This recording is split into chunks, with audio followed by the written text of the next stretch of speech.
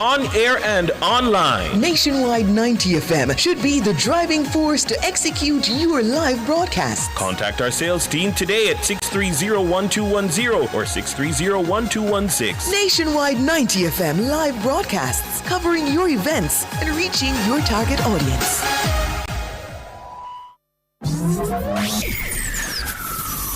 Taboo topics. Bwoyatingz after dark. Riveting discussions. Celebrity news and interviews. Topics that are shunned by society. And everything else in between. Bwoyatingz after dark with Kareem Bwoyatingz each and every Wednesday, 8 to 11 p.m. Bwoyatingz after dark. No topic is too taboo or hard to discuss. Come get your mind blown and your curiosity explored. Bwoyatingz after dark.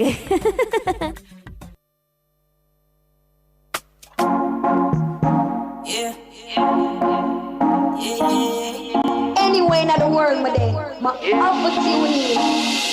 Yeah, me a keep me a everything I hear about me. Yeah. Me did this the last week. Yeah, me a everything I hear about me. Bwoyatingz off a dark, everything we a go talk. Nationwide 90 FM, everything else turn off. Wednesday night, number one on the trending charts. I fit tune in when Kareem start talk. Taboo topics. Celebrity news and interviews, riveting discussions, Bwoyatingz after dark, right here on Nationwide 90 FM with Kareem Bwoyatingz. You understand? Everything we are talk. Everything we are got. Bwoyatingz after dark, everything we are talk. Yeah, viral king, you know. Number one. All right. Check. 1, 2, 3. It is a Wednesday. It's a favorite day of the week. It's Wednesday. And it's time for Bwoyatingz After Dark right here on your favorite radio station, Nationwide 90 FM. Now, tonight we're diving into a topic that stirs plenty debate and even more curiosity. We're talking about celibacy and abstinence. Now, what's the real difference between the two? Is it truly possible to wait until marriage in today's world? What are the benefits? Is it overrated? And most importantly, what role does God play in guiding people on this path? Now, we've got a powerful lineup tonight. Joining us will be Pastor Dion Thomas, who made a decision to wait until marriage at 31 years old. He'll be sharing how his journey with God kept him grounded and focused. Plus, we'll hear from young couples who chose celibacy together and how that decision shaped their relationship. And of course, Things Nation want to hear from you. So here's a question of the night. Can a relationship survive long-term celibacy, or is sex a must? You guys can call in later. You can also drop your comments in the YouTube chat or tweet us using the hashtag Bwoyatingz After Dark. But before we spark tonight's debate, let's hit the rewind button. The last time we linked up, which was not last week, it was a week before, we tackled another heavy one. We spoke about porn addiction, and we asked whether porn creates unrealistic expectations that make intimacy harder to enjoy. Now, you guys did not hold back. Some called it harmless fun. Others said it's destroying relationships and rewiring the mind. The experts, obviously Dr. Karen Carpenter and Shellyan Weeks, gave us some serious food for thought on the psychological and physical impacts. Now, if you've missed that episode, you guys can head over to our YouTube channel at Nationwide 90 FM Live 2.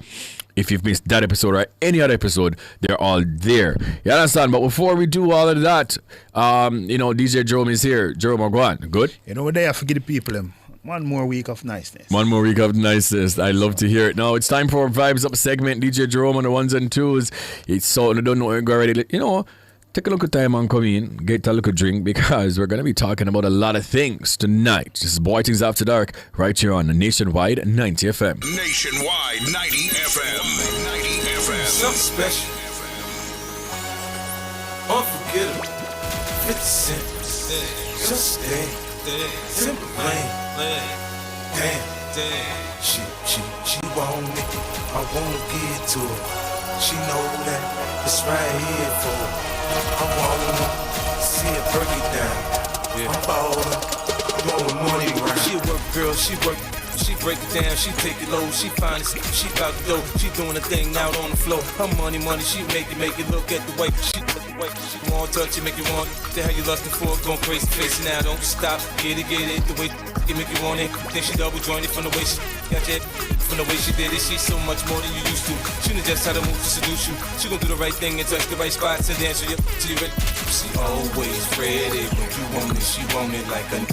The info, I show you where to meet her. From the late night till daylight, the club jumping. If you want a good time, she gon' give you what you want. Let me talk to you. Baby, you're so new age, you're like my new craze. Let's get together, maybe we can start a new phase. This smoke's got the club all hazy, spotlights don't do you justice, baby. Why don't you come over here? You got me saying, hey, oh, I'm tired of using technology. Why don't you sit down? Hey, oh, I'm tired of using technology. I need you right in front of me. She won't sit, she won't sit, she won't sit, so gotta give it to her. She won't sit, she won't sit, she won't. She won't that love, kiss, kiss.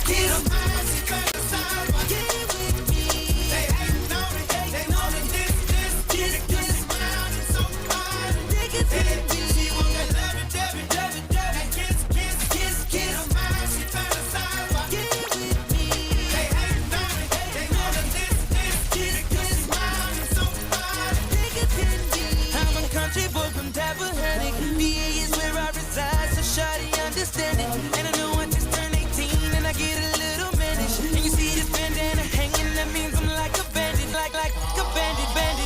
I got paper, girl, the Lamborghini with the spider seats. You never seen it, so get it shouted.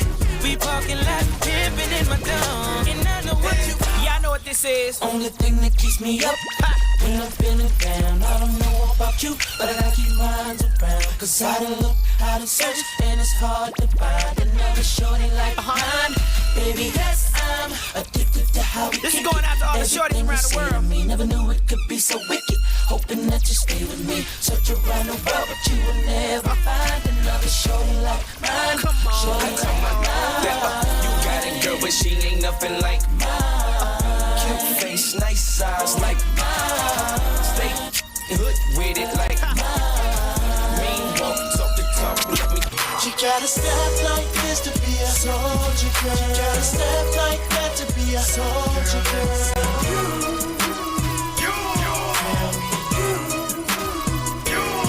She gotta walk it out to be a soldier. You know what I'm talking about? Hey, soldier girl.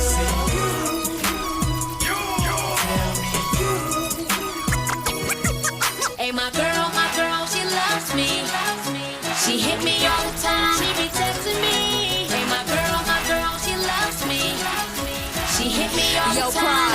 Let her know. When I say hey, then you say what's up, and I be like, baby, do you miss me? When you say yes, then I say ditto, and you can hit me back with the less than symbol. Shout, I know you be hearing this and that from here and there, but please trust and believe, little mama. I see you gon' ride for me, so I'ma die for you. Is you with me? But let's get it. But when it's all good, so when it's all bad, I promise I will never let you go. now what you call it? I got your back. You got my back, right? Yes, I know you got my back. Keep my swag, keep it looking good for you. Keep it looking good for you.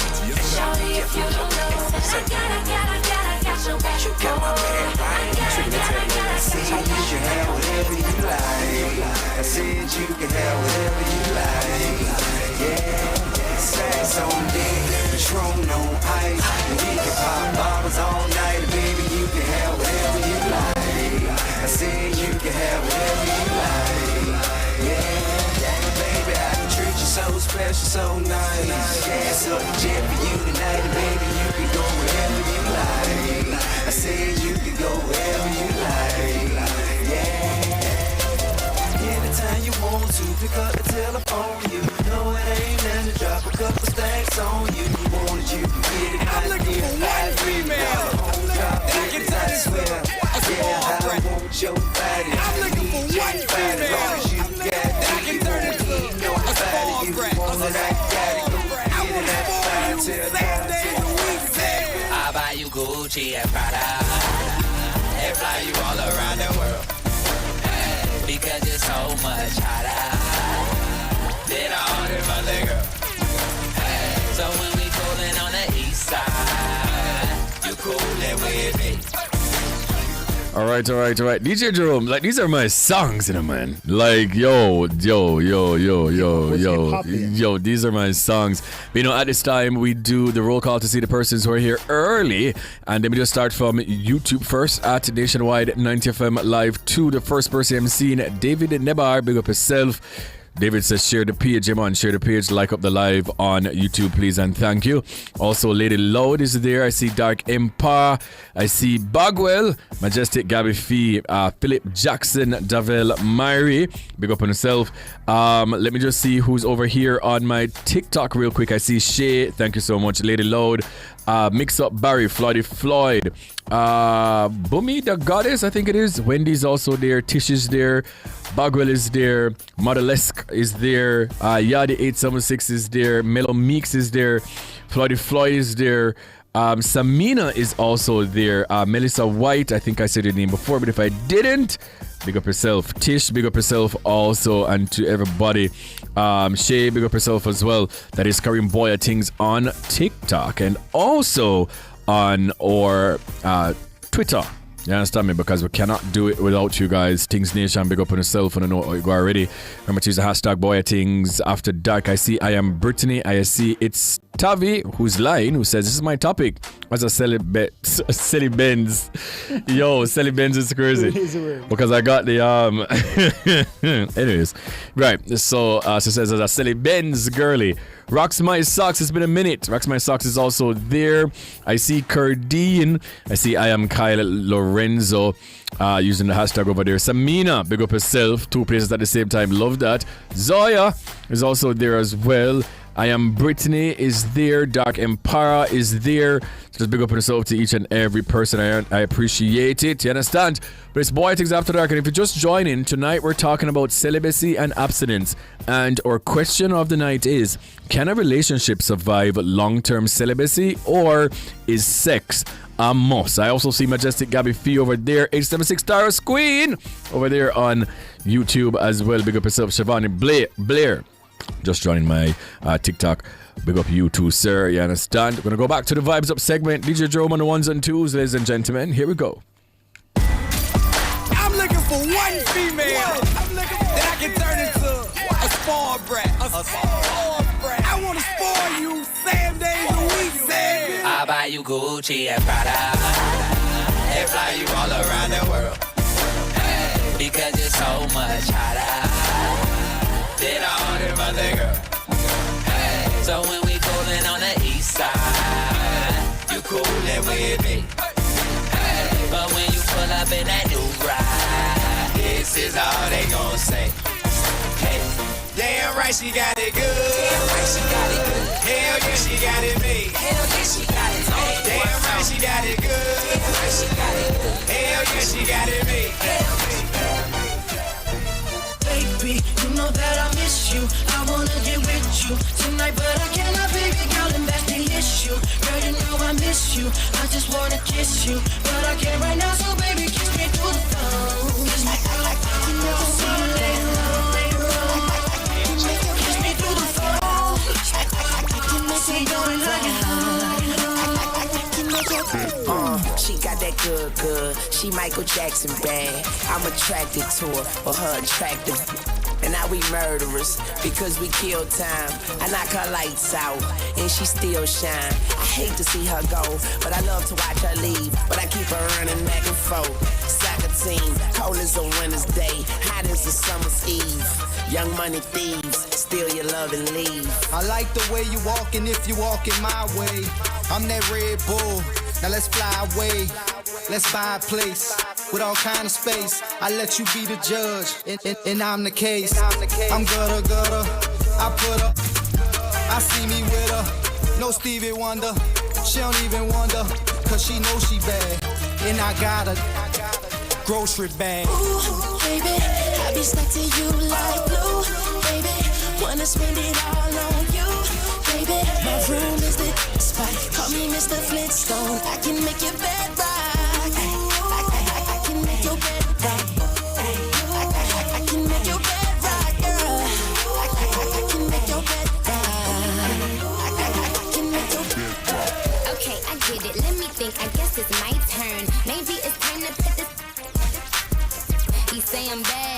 poorly right. Pressing me like button downs on a Friday night. I'm so pretty, like, be on my pedal bike, be on my low starch, be on my egg.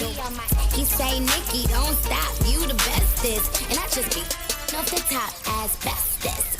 I love your sushi roll, hotter than wasabi. I race for your love, shake and bake, Ricky Bobby. I'm at the W, but I can't meet you in the lobby. Girl, I gotta watch my bag, cause I'm not just anybody. I seen him stand in line, just to get beside her. I let her see the Aston, and let the rest surprise her. That's when we disappear, and you need GPS to find her. Oh, that was your girl? I thought I recognized her. Ooh, baby, I be stuck to you like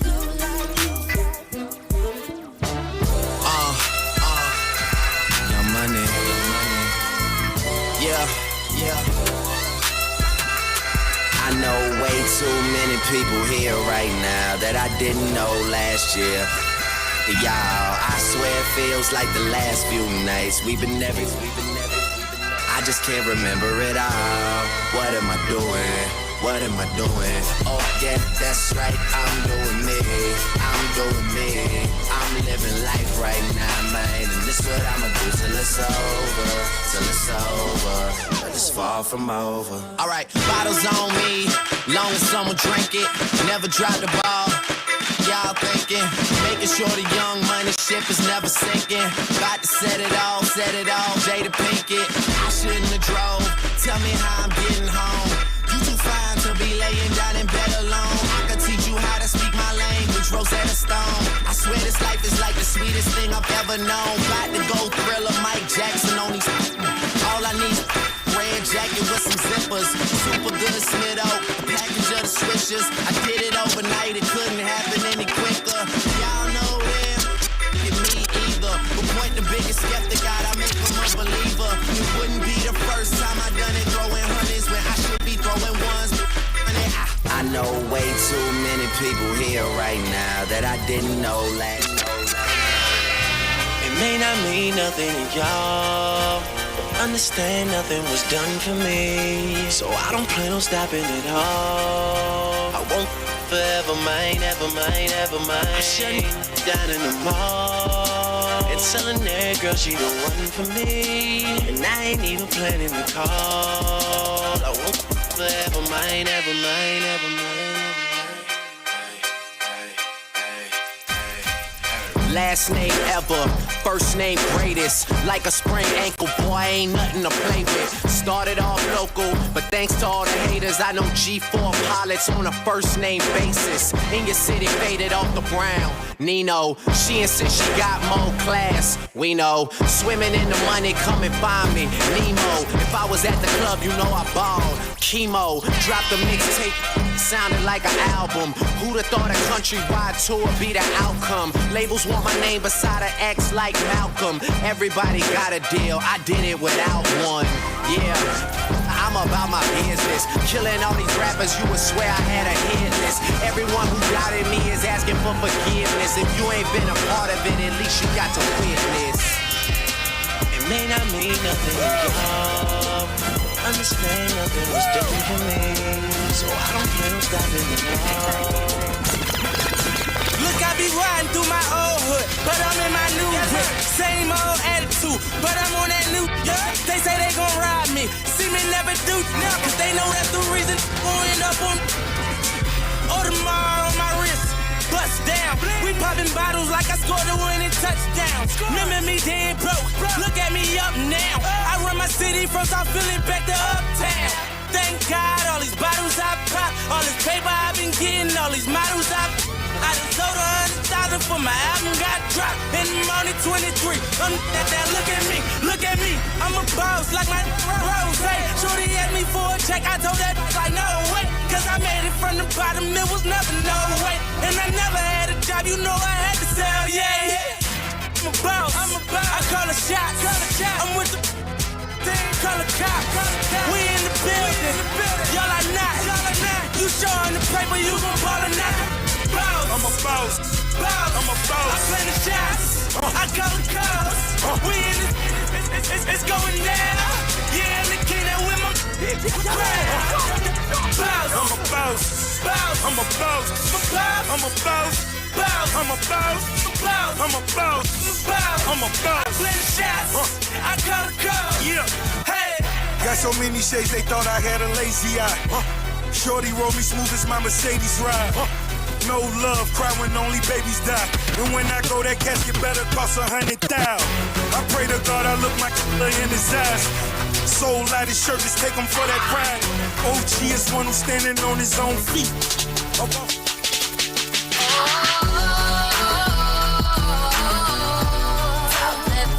me, talk to me. I be trying to chill, want me. Every little city I go, me. Shorty must have heard, got the word, I moved that. Had it by, she like, oh, I gotta. Ran into a rocko in my restroom. Singer/actress in my bedroom. Got a half a ticket for a walkthrough. Everything I do is big. I talk big money, I talk big homes. I sell out arenas, I call like getting dome. $1 million voice came through the phone. We heading to the top, if you come and come on. I'm flying out the pizza, just to get some pizza. Fly out to Jamaica, just to roast some reefer. It's on the beach, left love speechless. They say that money talk, tell us up, speak up. What's up? And 2 and a 3 and 4. Come and let me know if you want some more. You know I like that, right? Boy, talk that talk to me all night. Yeah, boy, I like it. Yeah, boy, I like it. I love when you talk that talk to me. Yeah, that talk to me. Yeah, love it when you talk. He said he came from Jamaica, he owned a couple acres, a couple visas, cause he never got his papers. Gave up on love with them heartbreakers, but he was getting money with the movers and the shakers. He was mixed with a couple things, bought like a couple rings, bricks in a condo and grams to sing. Left arm, baby mother tatted, 5-year bid up north when they ratted. Anyway, I felt them, helped them, put them on lock, seat belt them, took them out to Belgium, welcome. This pretty, that's seldom, this box better than the box he was held in. I'm Mama D in the outer. I call him Tabby like doubters. He like it when I get, but I like it when he be sober. That's top of the top, but I never with beginners. I let them out. I'm in that zone. Let's say high school. Me and my crew, we can slide through. Give it to you whenever you want, wherever you want, baby. It's yours. Anywhere, everywhere, baby. It's your world. Alright. Go, hey, little mama, I could transform ya. No, I can't dance, but I could dance on ya. Chris on the beat, Chris move your feet. And baby, I could transform you, him to a me. I could change your life, make it so new. Make you never wanna go back to the old you. So rock in line, give it a little time. And she gon' transform like Optimus Prime. Need a ride, I can range you up. Money, I can change you up. You can have your own, no longer be the passenger. Swagger, I build you up. Knees, we can stand you up. Red lips, red dress, like I'm like a fire drop. What you need, you can have that. My black card, it don't decline that. Keep it gentle in you, let me move that. Young Carter, harder than the mother boys. I ain't even frontin', baby. I could take a summer off. I could break a woman off. I could take the stomach off one of my trucks. Now I'm riding in the goods. Line it on up, guarantee you get served. Lil' Chris said run it, so I run into her. I'm that cash money young and Birdman Jr. Just a president looking for a mind of curve. That young boy just turned 16 and I got 6 foes and hot bikes that I rock. Keep 3 or 4 sweeties on my clock, but all that's ringing in that bikini just might convince me. Slow all the traffic down to a complete stop, cause you speak in that slang that I talk. That sassy tempo with that walk, maybe the reason that all the teens may never see me. Mama, you may be 3 years older, but you hot. Give me that. You be talking like you like what I got. Give me that. I know you like it how I lean in the lap. You could be in the back saying gimme, gimme, gimme. Mama, you may be 3 years older, but you hot. Give me that. You be talking like you like what I got. Give me that. I know you like it how I lean in the lap. You could be in the back saying gimme, gimme, gimme, gimme.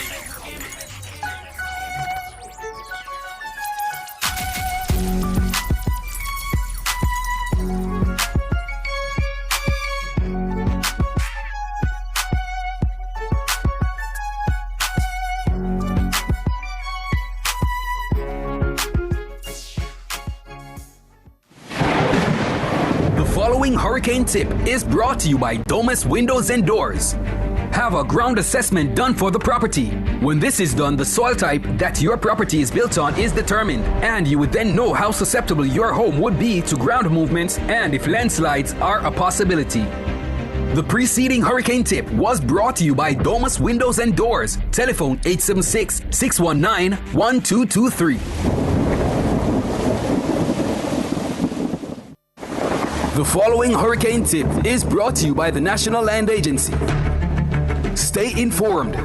Monitor official updates from the ODPEM and the Meteorological Service.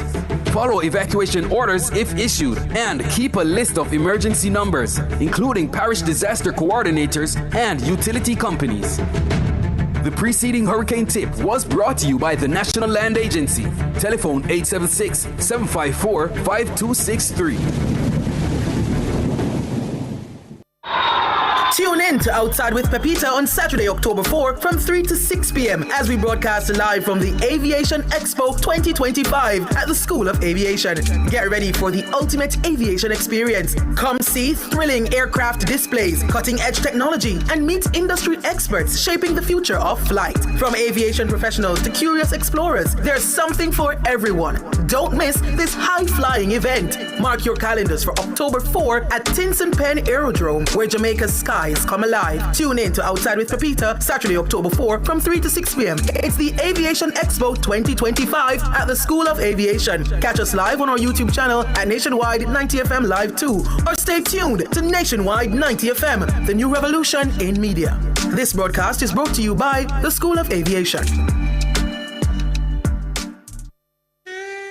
It's so cool, praise the Most High God every day.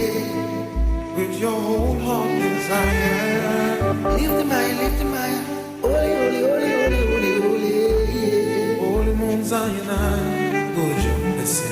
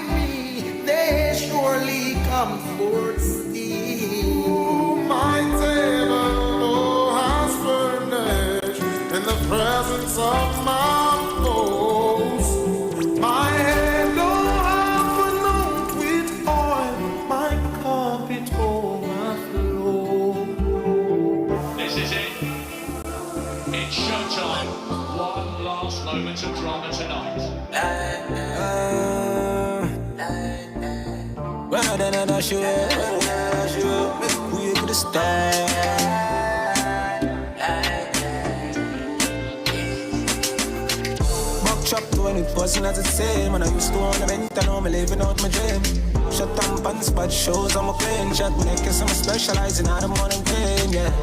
Been around it, shed some tears, still not around it. They are go pressure, be for pressure, everything off for the big time. With a friend with a spoon in my moment. And I'm thinking how I feel, but we take off. Just like the space rocket in the breeze, I saw take off. Bird and everybody kid and said world record. Pray me now, to go see for big dinner. And I'm used to tell myself when I can make it up and I'm conversating. But no broke the way them treat the bad, we can't forget it. Yet us looking so pathetic. Man, the bones can't intercept it. If you won the championship, as a junior come up, you know what never happens. Prestige on the spotlight, want to celebrate my life, I'm going with a top price. Breathe over my soul.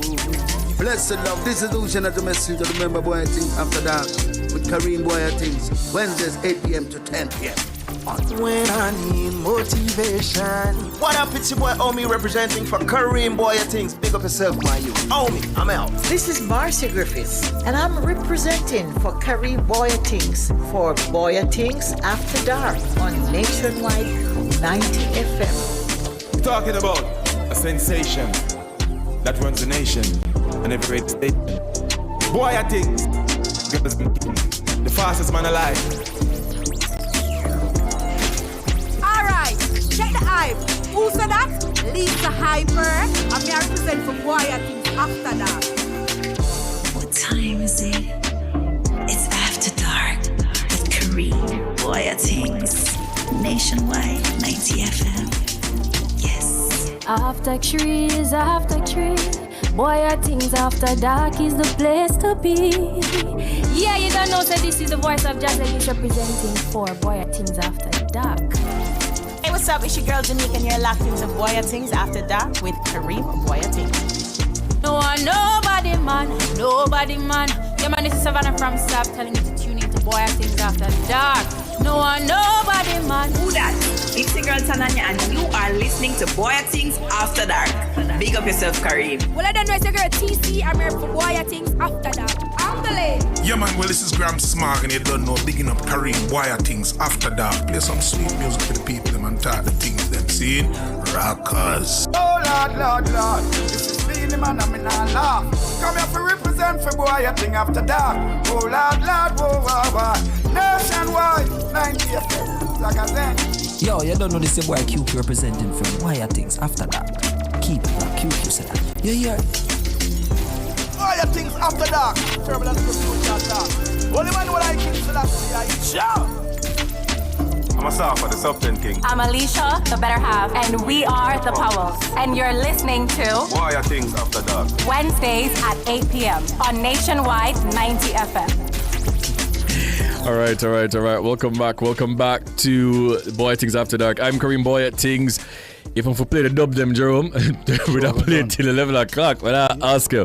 But if you're just joining us, thank you so much for listening.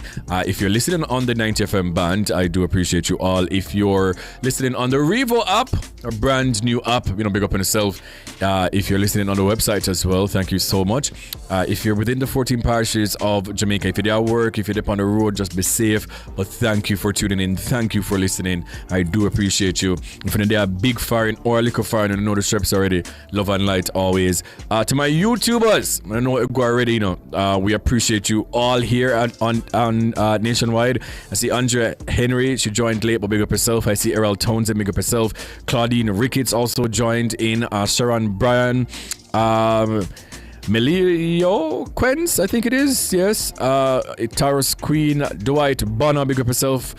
Wendy's also over there. Just thank you all always so much. And some people on my TikTok that joined in late. Kellyanna, I don't think I said your name earlier, who says, I'm tuning to your show on the TV and on TikTok. When I know Omega listens to so much things at once, but big up yourself. I appreciate you. Jobs also joined later as well. Ella also joined later as well. I think I would have said Zoya earlier, but if I said Zoya from earlier, big up yourself as well. Yeah. Dark Empire is also over there. Pink Bunny is also over there. Unapologetically, Joe is also over there. I do appreciate you all. Now, tonight we're talking about celibacy versus abstinence, and we have a great lineup of guests who will be here on the show tonight, and I can't wait to hear what you guys have to say. And our question of the night is, can a relationship survive long-term celibacy, or is sex a must? Yeah, so we'll get into all of that. Now, as you guys know, at this half an hour we normally talk about the topics that have buzzed over the past week, and it's a lot of things. So one thing about it, I'm going to always have my job, and I do thank people for Mr. Jerome. Yeah, man. Yeah. Also last week we didn't have a live show. Last week I was on a fasting, and I think it's my first time that I've ever fasted intensely. and I did last week. And trust and believe, man, I feel like a renewed person. I feel like God gave me clarity in a lot of things that I wanted to know. I detached from anything entertainment. So, and you guys know me, I always take my breaks and we'll come off of social media and then go something. But this time around, not even YouTube will go up on. I only go on YouTube to watch my sermons in the mornings, or I was in this intense Bible study. I was studying by myself Galatians, and the only time I was on YouTube is to watch the sermons and to also listen to the breakdown of the book of Galatians. And I'm telling you, I was at peace. That also, if you guys are on my social media, that also birthed me cooking. Every day, I just cook. I don't know Chef Bwoyatingz. Yeah. You see me? If you guys know me, I cook once per year. One time per year, I cook. Me no cook. Hey, mommy's supposed to feel good. Me not ask you, man. Like, I don't cook. I'm not a cooker. I just don't like, cooking any at all. But I've been cooking a lot. Like this morning, I got up pretty early to do my devotion. Seasoned meat. You understand? Cook part of the meal, go bed, workout, done workout, finish my lunch, because I'm going to be here also for the entire day because I've been here since 1. I'm just a cook, man. I'm just a cook and all these things, man. Chef Bwoyatingz, man. It's a bag of things, a bag of cookings. And then I also started the gym again. I took a break because I was initially injured. I do have a sciatic nerve problem for years now. From I strained it a couple years ago, so I got injured, and then after me to get re-injured, I should have said. After that, I just did a waste myself away. You understand? Because my trainer will fit in the day of China. I work for a little while, so I'm just forward back. So so back in the gym and all these things. So you have to take care of your body, your mind, your spirituality and everything. So that's what I've been up to. So I hope that you guys are also well. It's a new month. It's the first day of October. New month, new possibilities, new opportunities. So I'm just wishing all of you guys, all the listeners, all the viewers, just a wealth of success and open doors and just open opportunities. And I hope that God will exceed your expectations, and He will weather whatever storms you're going through. A lot of us are also going through it mentally as well. We've seen a lot of tragic things in the news about people taking their lives, and somebody as myself who's know me already, like mental health is something that I don't play about, and I've been very candid about my mental health journey. So I just hope that for the persons who are also battling with these thoughts, I sure do hope that you can reach out for help. And if you know anyone battling with those thoughts, try and get them some help. You understand?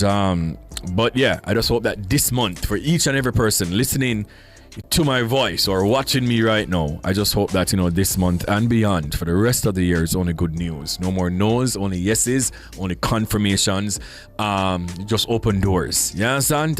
And be a things and a bag of things. Right, so let's go into the topics of the stories that have trended. Cardi B and Nicki Minaj, they've reignited their feud over album sales. Another long-running feud between rap superstars Cardi B and Nicki Minaj has flared up again. Now this time, it started over album sales.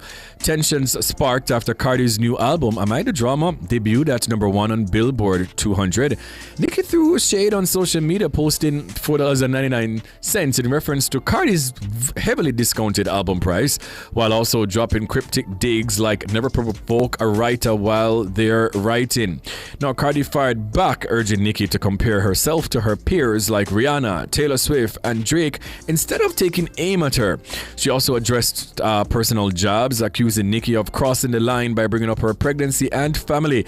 The fiery exchange quickly spread across social media, reviving one of hip-hop's most infamous rivalries, first made infamous during their clash at Milan Fashion Week in 2018. Now fans are now speculating whether the latest round of barbs will spill into diss tracks as both stars prepare for their next project. Here's the thing. Alright, first Jerome, what are your thoughts based on what you've seen? What are your thoughts on it? Boy, two big old man yeah ain't planning to solve the beef. No, It's man. an ever-going beef. This beef is going to, stand Always cooking on the fire. to the test of time. This beef is going to take us out. Even when God come, them still got Still a beef. beef. And I don't think anything, like they've crossed many lines. Here's the thing. Here's the thing. And I've said this to somebody privately, Jerome, and you can correct me if I'm wrong. All right? And anybody else watching anywhere else, them can correct me if I'm wrong in any way, shape, or form. Hip hop, one of my favorite genres, has always been a competitive game. True. And I think that we've gotten very sensitive as a generation of people. Like, if you guys go listen back to Hit 'Em Up by Tupac, one of my favorite songs, a diss track to not only Biggie, but to everybody with a bad boy. Industry. Everybody, like, he was just, Firing shots.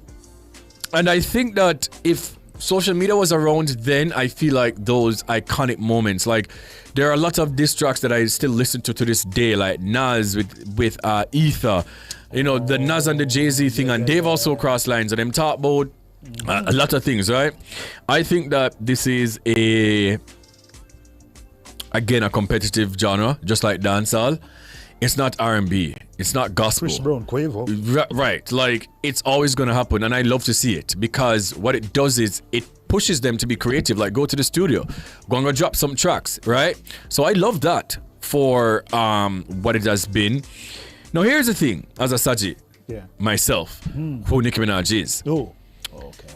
You see, when you promise you're going to do something, you have to do it. And also bear in mind, I do not agree. Let me just start by saying this, that I do not agree with them taking digs at each other's children. I don't agree with that at all. No-no. Like, that's a no-no. But The kids are innocent. But sometimes in a war, like, how far is too far? For me, though, I just don't speak about... Well, no. I don't speak about people's kids, and I don't speak about people's parents. No. Yeah. Me, no. No. But I do think that nothing is off limits. And I don't think that, no, let us backtrack. Remember, Sakadi did say when Shaga released this album, Shaga outsell everybody. Remember, to tell our fans, them say, Bardi Gang, y'all better bookmark this tweet because I'm coming to outsell. Yeah. And Nicki Minaj being Nicki Minaj. Also, bear in mind that this beef started because of the culture trying to humble Nicki Minaj, right? And then pushed Cardi B, and she got the first #1, one of her best songs, Bodak Yellow, from it, right? A hit. That will stand a test of time as well. Yes. But I say all this to say, if you promise me say you're going to do something, you better do it. And I say sometimes I thank God that He's humbled me in a way where I'm not that person anymore, because as somebody stay too. Because if you tell me say you're going to outsell me, ain't going to outsell me, I'm going to be taunting you. And that's what rap is about. Let's not forget that when Kanye West finished 50 Cent's career, 50 Cent was on a date. Kanye West decided that I'm going to drop on your date. No. And that's how 50 Cent's career is, but his rap career is no longer where it's at. This is what rap is about. Like, if I'm telling you that I'm the best, I'm going to prove to you that I'm the best. If you say that you're the best, prove to me that you're the best. Outsell me. You didn't do that. So it started from that, right? So you can't know, I go run and say, go and go compare yourself to your peers like Taylor Swift and people that you've been out with all this time. Because remember say, when I did Hot and I get the #1 them back to back, you know, brother. Remember say, you were sending shots. You were sending shots to say that you're coming for this and you're coming for that, and you're the bodies around and all these things when you were at the heights of your career. Cardi, that is, right? True. So that's just it for me.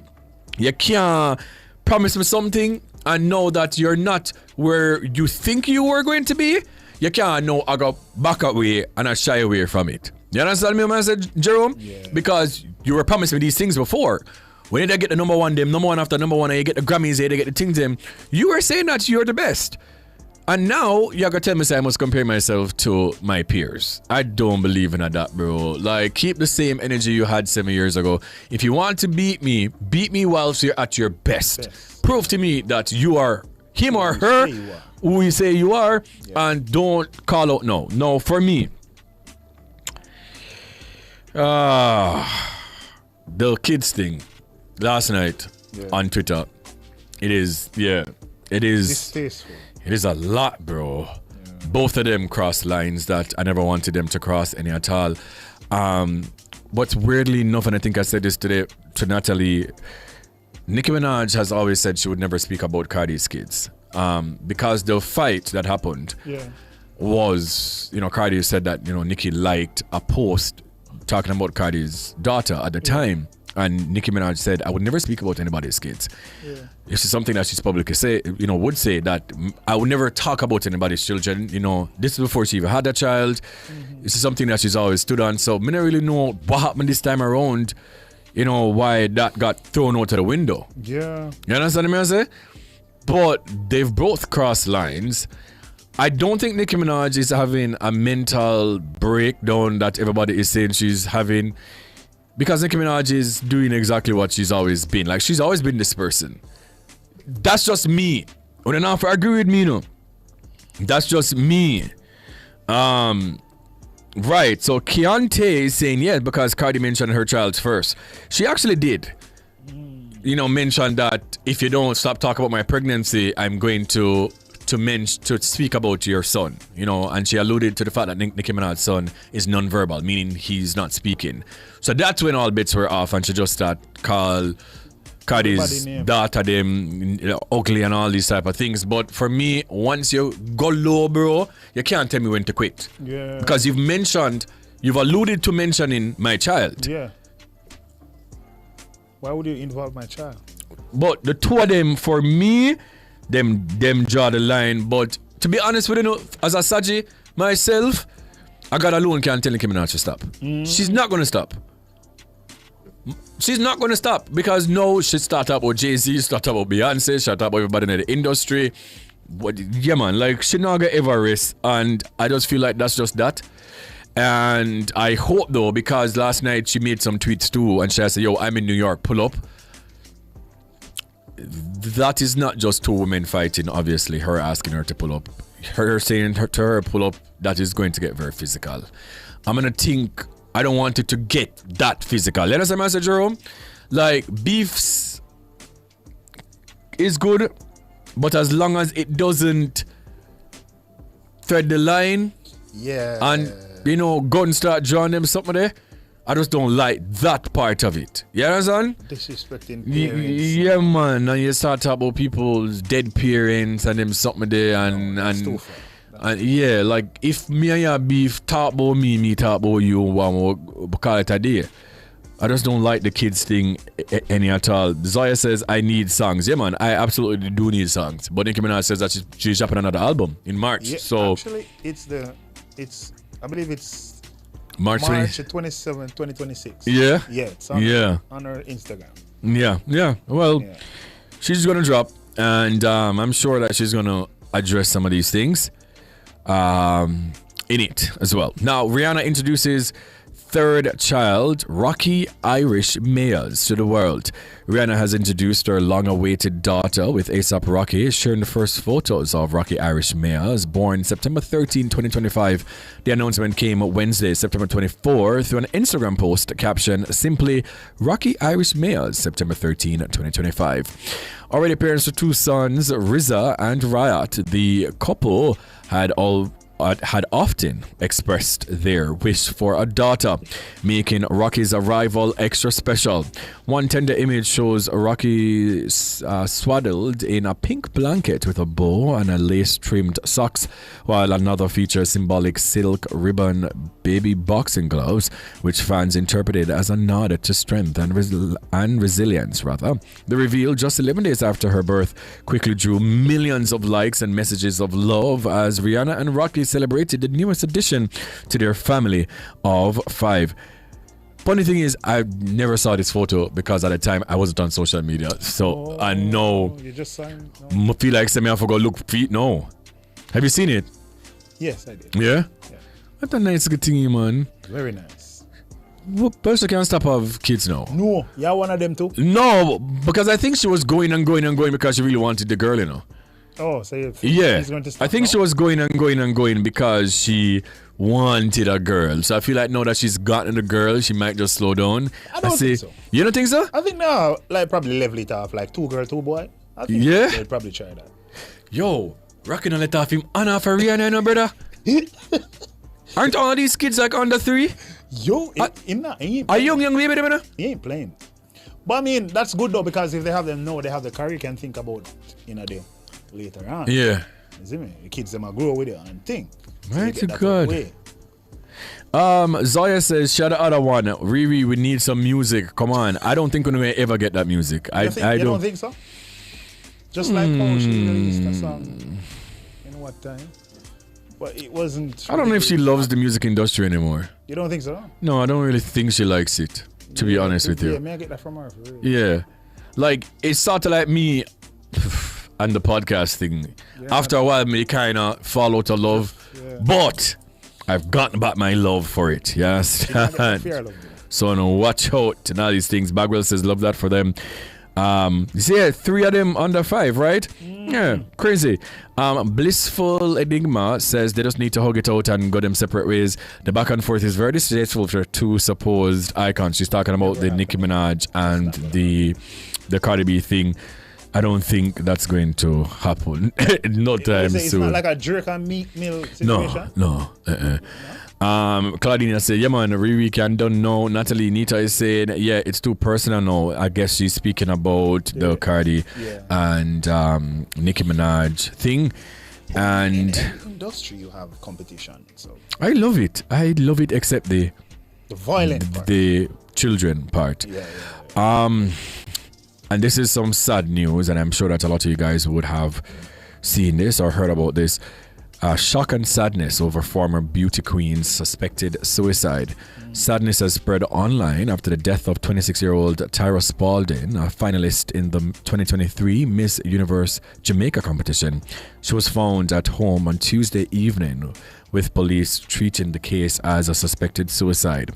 Tributes have poured in from her fellow contestants, including reigning Miss Universe Jamaica,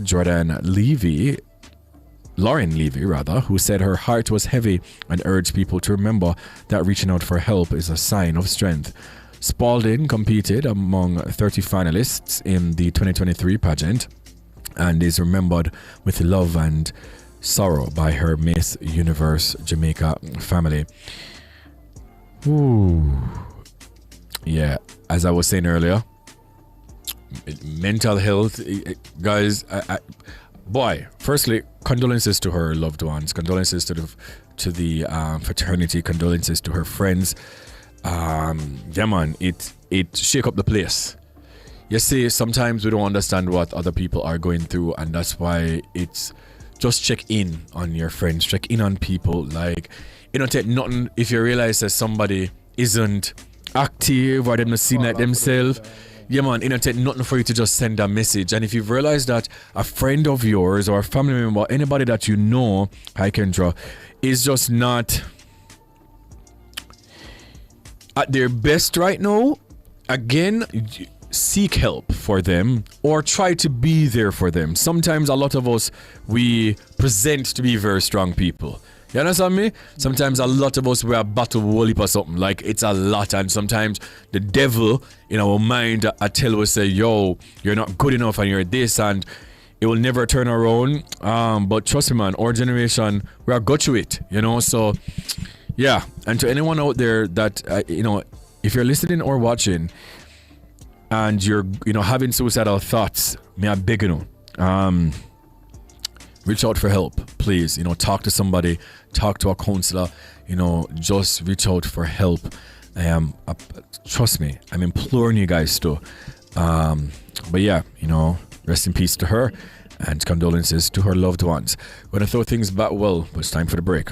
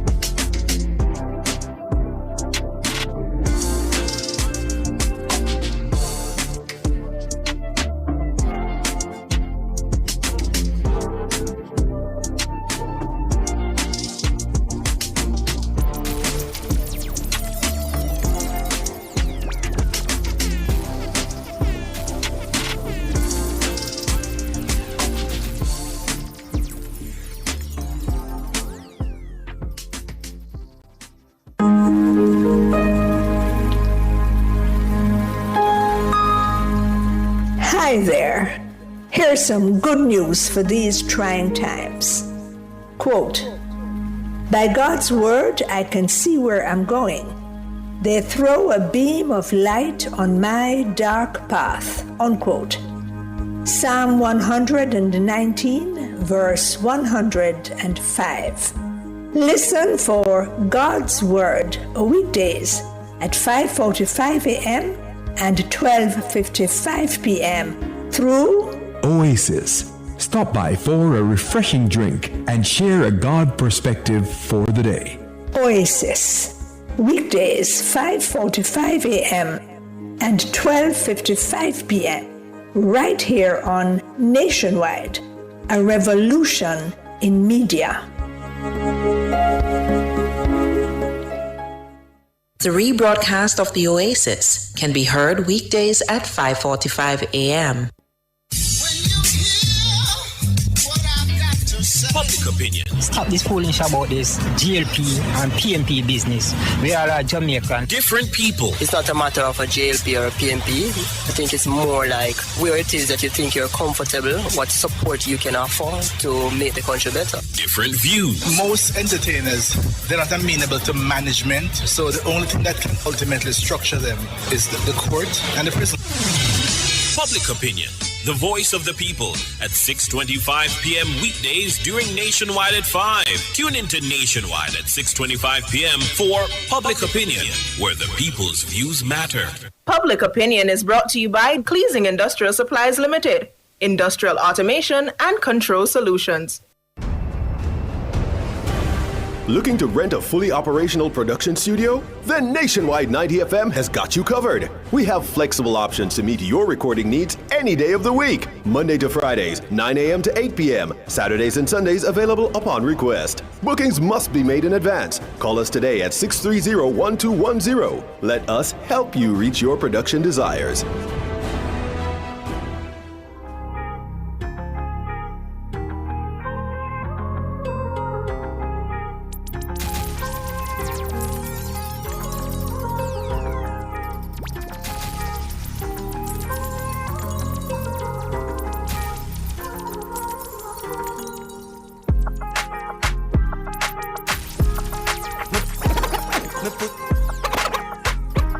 Me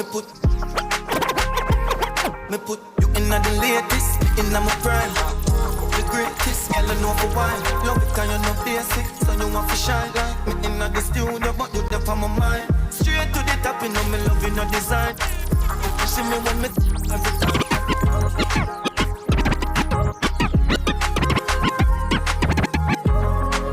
Say it every time. Say it every time. Rich Army say it every time. By the way, guys, what is the best song on that rhythm? Because it is this. It is this. It is an ongoing debate. Every time I hear it, I got asked, but it is this. And nobody else can tell me, say it is not Rich Sex by Massacre. That is the best song. And then our Passenger Princess right after that. But this song, man, every time you just look at intro alone in your ear. You understand what I'm saying? Yeah, man. Say it every time. Frank White. Big up yourself as well. All right, guys. So our topic for tonight, as I would have said earlier, is celibacy versus abstinence. And the question of the night is, can a relationship survive long-term celibacy, or is sex a must?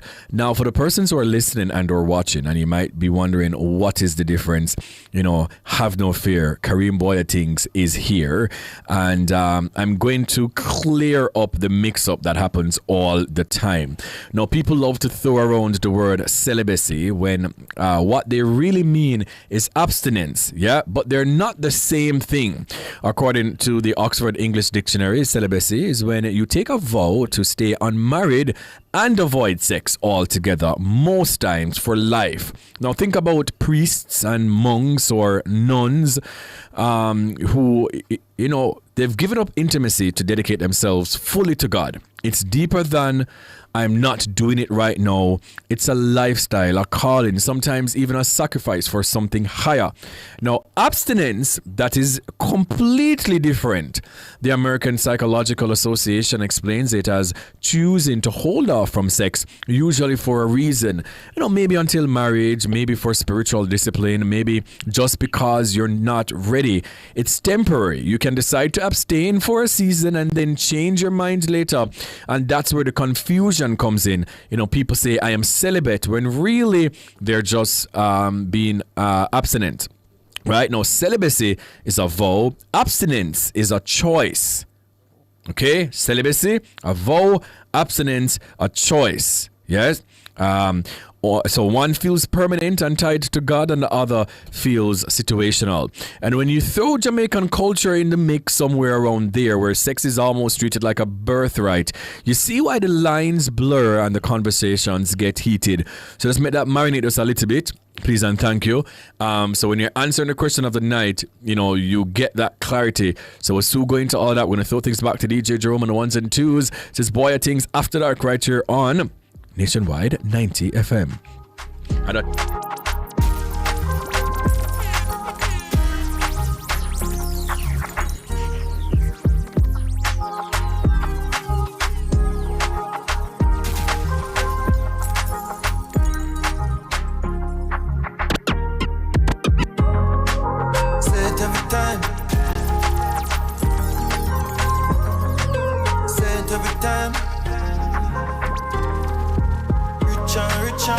Every time, spend my money upon you, can you find? Girl, you fine. Me put you in the latest, in my prime. The greatest, girl, I know for wine. Love it, can you know basic, so you want to shine. Me in the studio, but you there on my mind. Straight to the top, me love in your design. You see me when me every time. And if a currency, me up in every kind. And you want what I know for my mind. Girl, you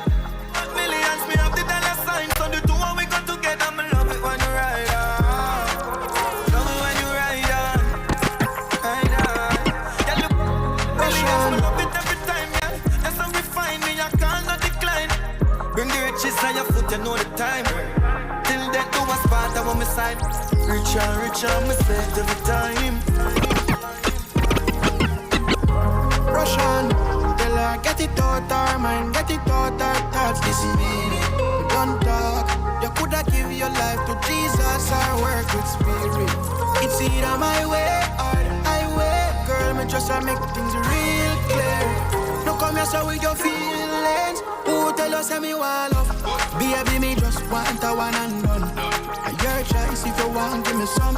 Keep ya, I'm not ready for settle down. Your friend I move like she woulda make. Put a little pressure on me and so you're brave.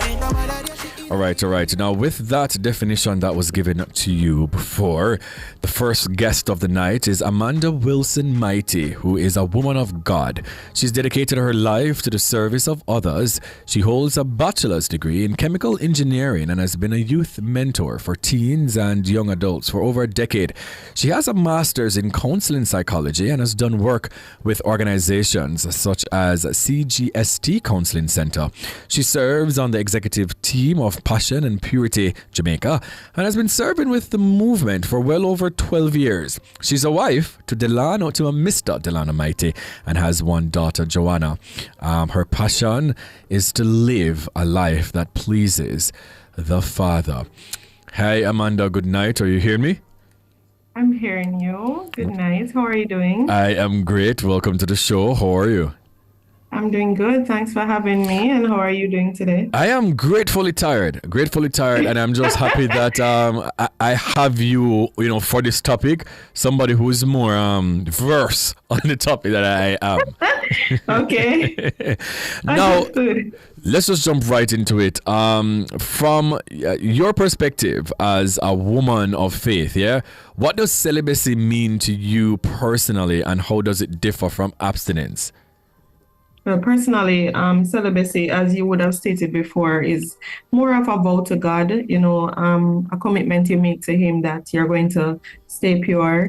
It can be for a until marriage. It can be for a lifetime. So if you don't feel called to marriage, which everybody isn't, then you vow to him that, I'm not going to engage any at all in sexual activity. And that is quite possible. Also, as it relates to abstinence, as you said before, that is more of a choice, right? So that is more of, I'm going to not have sex for the next 3 months, or I'm not going to have sex for the period of this relationship because of my own choices. Yeah. It can include spiritual choices, but it doesn't necessarily is restricted by that.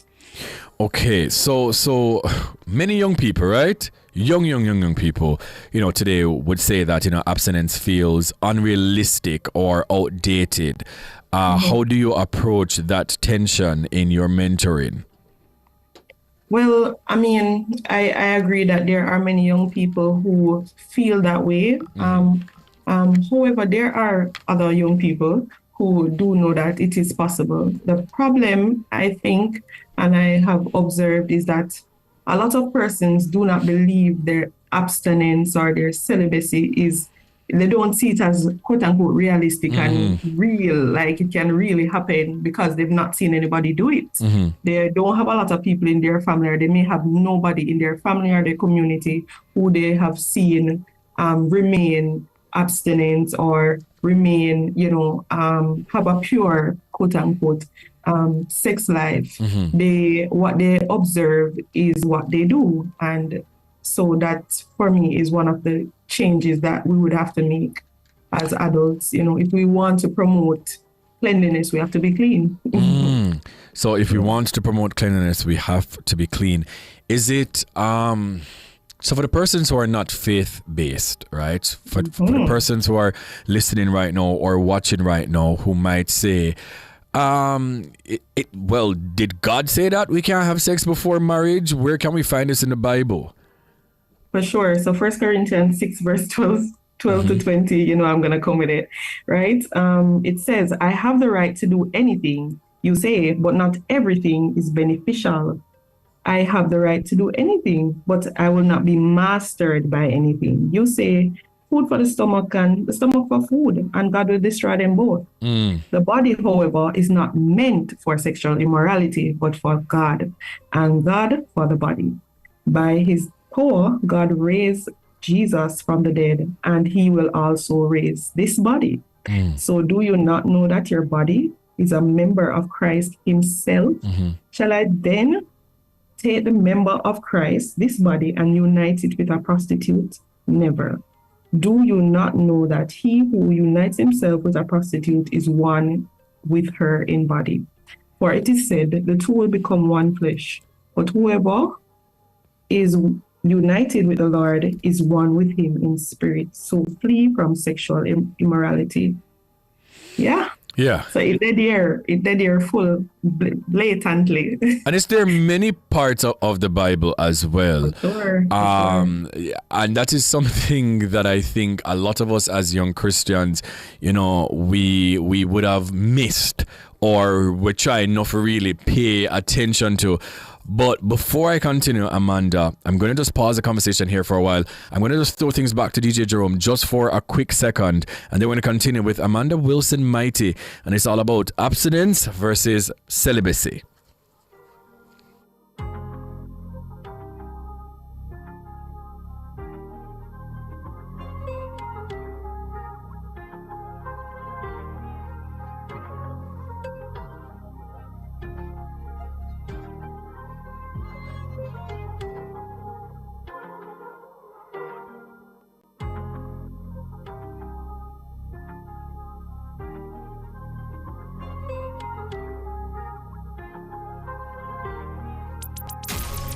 It's either my way or the highway. Girl, me just make things real clear.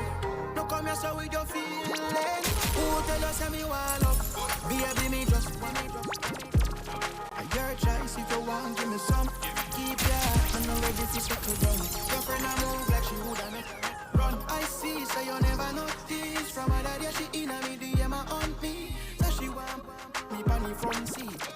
Hey, book a me read her story. Hey, calm down, cool your jets. Mean up, if you want to vex. Star boy, better don't forget. If you not, then me call the next. Calm down, no fool yourself. Remember everybody have a duplicate. Me have options, better don't forget. If you not, then me call the next. Check it, nothing afraid for go there with your sister. Or your mother, it no matter, let that register. Bring in your ears like a touch. If you need some time to love, you better check a wristwatch. Put a little pressure on me and so let me fall in a quicksand. No offense if my cause a little friction, but if a band you want to build, go check back the build down. Put a little pressure on me and so you're brawling. Put up on the ass and me darling. Touching at the night, still I love it in the morning. Me know say you're tired, but you're calling secret. Or who you feel tell, say you get wet. Your body na me and a different feeling. Your man have no say get wet. All right. It's all about abstinence versus celibacy, and we still have Amanda Wilson Mighty speaking with us, and she just gave us a lot of the scripture. And before I took that quick break, Amanda, I was saying, all right, so I was born and raised in the church, and I think a part of what my true, story, walking with the Lord and a lot of young people in the church is that it became pretty judgmental when it comes on to sex. And I think a lot of young people, if them butt them foot a little bit, them not really had the second chance to pick up about themselves. So can we talk about that aspect of it, when it comes on to, hey, you guys should wait until marriage, but can the church kind of just be not so quote unquote judgmental when it comes on to young people falling to the flesh?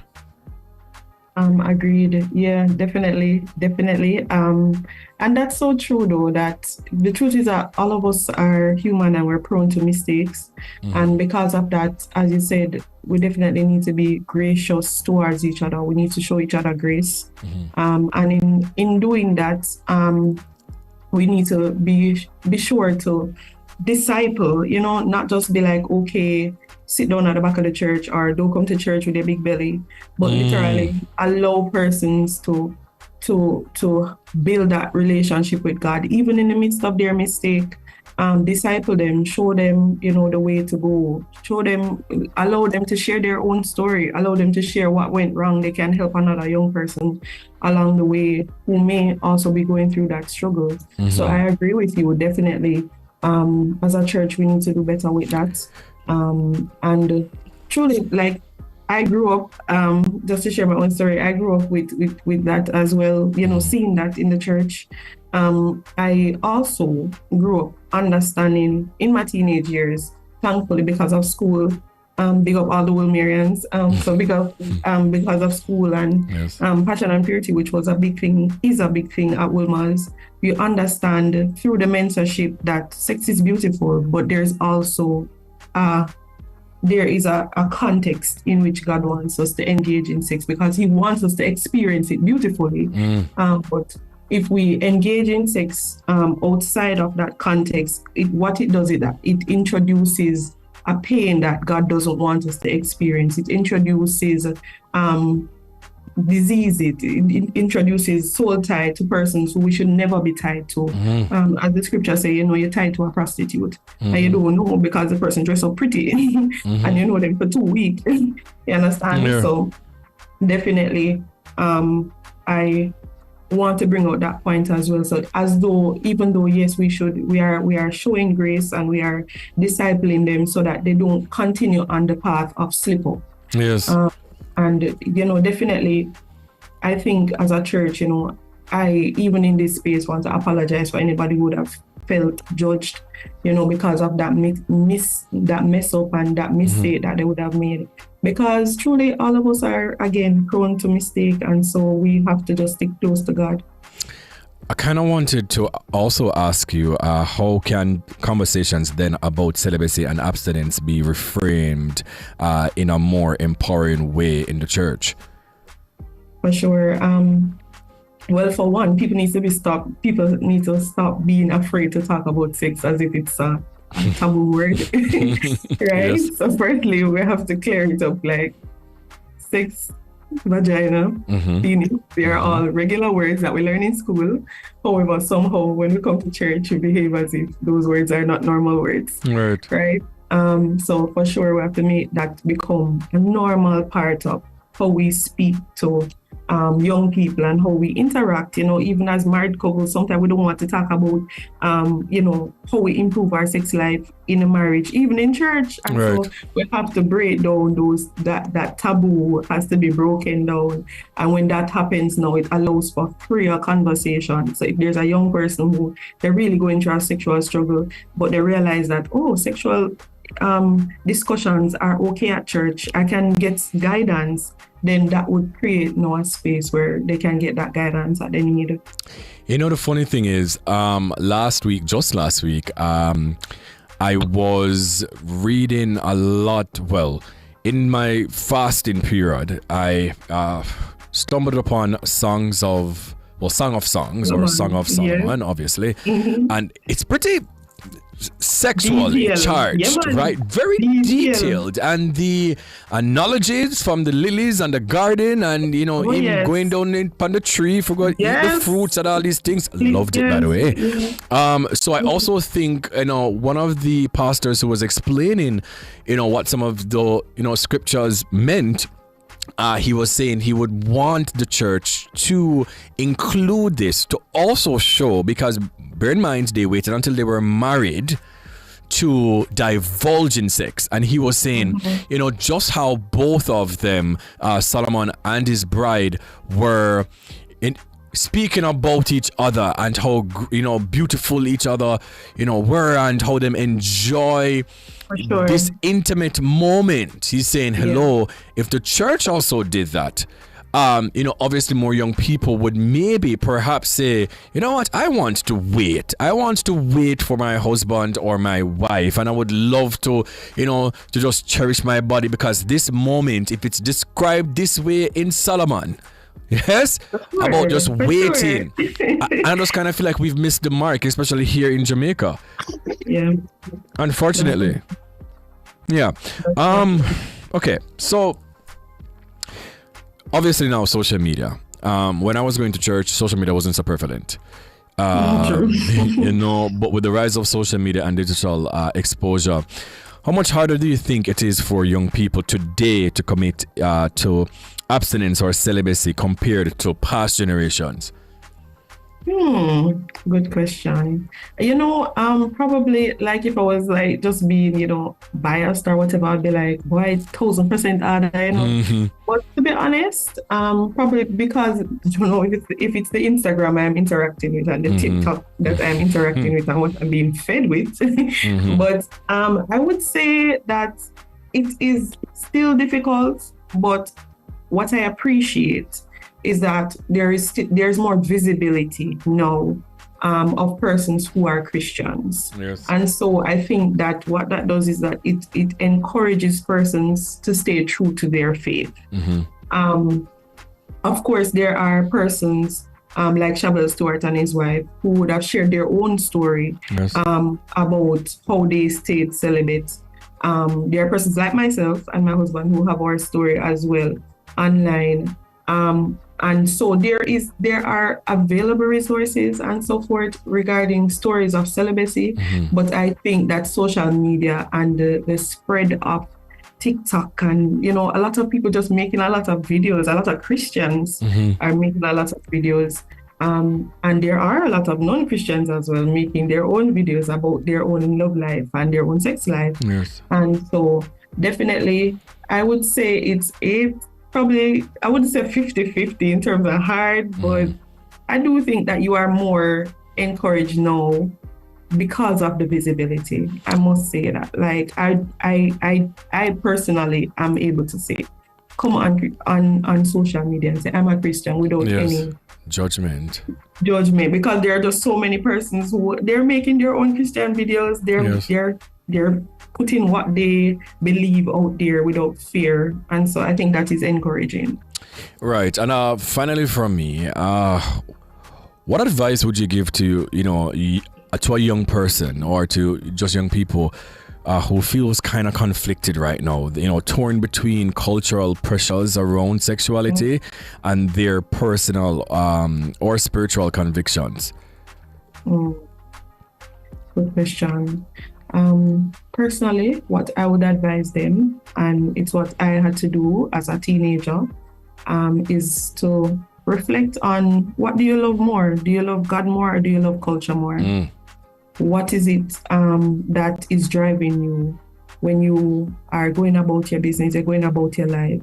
Is it your relationship with God? Because if your relationship with God is what is driving you, then where your treasure is, there your heart will be too. So if God is your treasure, then honor God. And that may sound like, oh, she just has to honor God. She don't know nothing more that I know about it, right? Me and my husband dated for 3 years, and we didn't so much as kiss. Oh, really? We didn't kiss anybody before. It's just that we found ourselves at that same point that I'm talking about now. What do I love more? Do I love culture more that says, do what I want to do, just don't go all the way? Or do I love God more, which God is convicting my heart to say, if you do this, you might end up under the sheets. You understand? Right. And so I was convicted separately from my husband. He was also convicted to not do that. And so when we came together as a couple, we were friends first. We realized we had the same conviction. We had the same commitment to God separately. And so it was no issue to have a relationship for so long. Celibate, as you would say. So, but that is not something that you just get up and, it's not like abstinence. So you just say, yeah, man, I got to abstinent for 3 years. Right. You have to have the leading of the Holy Spirit. You have to have the strength and the restraint of the Holy Spirit. I guess so it's not like you're dating somebody you don't like. It's not like you're dating somebody who look ugly or you don't find attractive, right? So you definitely need to, it's going to require a lot of prayer, but it's going to require also a lot of biblical rooting. So staying inside your Bible, go Bible study, I'll even feel like asleep, go to the Bible study, learn more about Jesus and let him hold your soul, right? Because the truth is that God is not doing anything to punish you. He's not trying to punish you by saying, don't have sex. He's about to give you all the sex you want. Just wait a little. Just wait a little, man. Right? So definitely, God wants to give you a favor. When you have completed that wait, there's a favor that is unlocked. And there is a feeling of knowing that you've honored God that nothing else compares to. Yes. And so I implore you to love God for real. If you love God for real, every blessing when you feel, then not gonna miss you, especially if you're honoring with your body. That is it. Well, Amanda, thank you so much. And hopefully next time you can be inside of the studio with me. But thank you so much, and do have yourself a wonderful night, all right?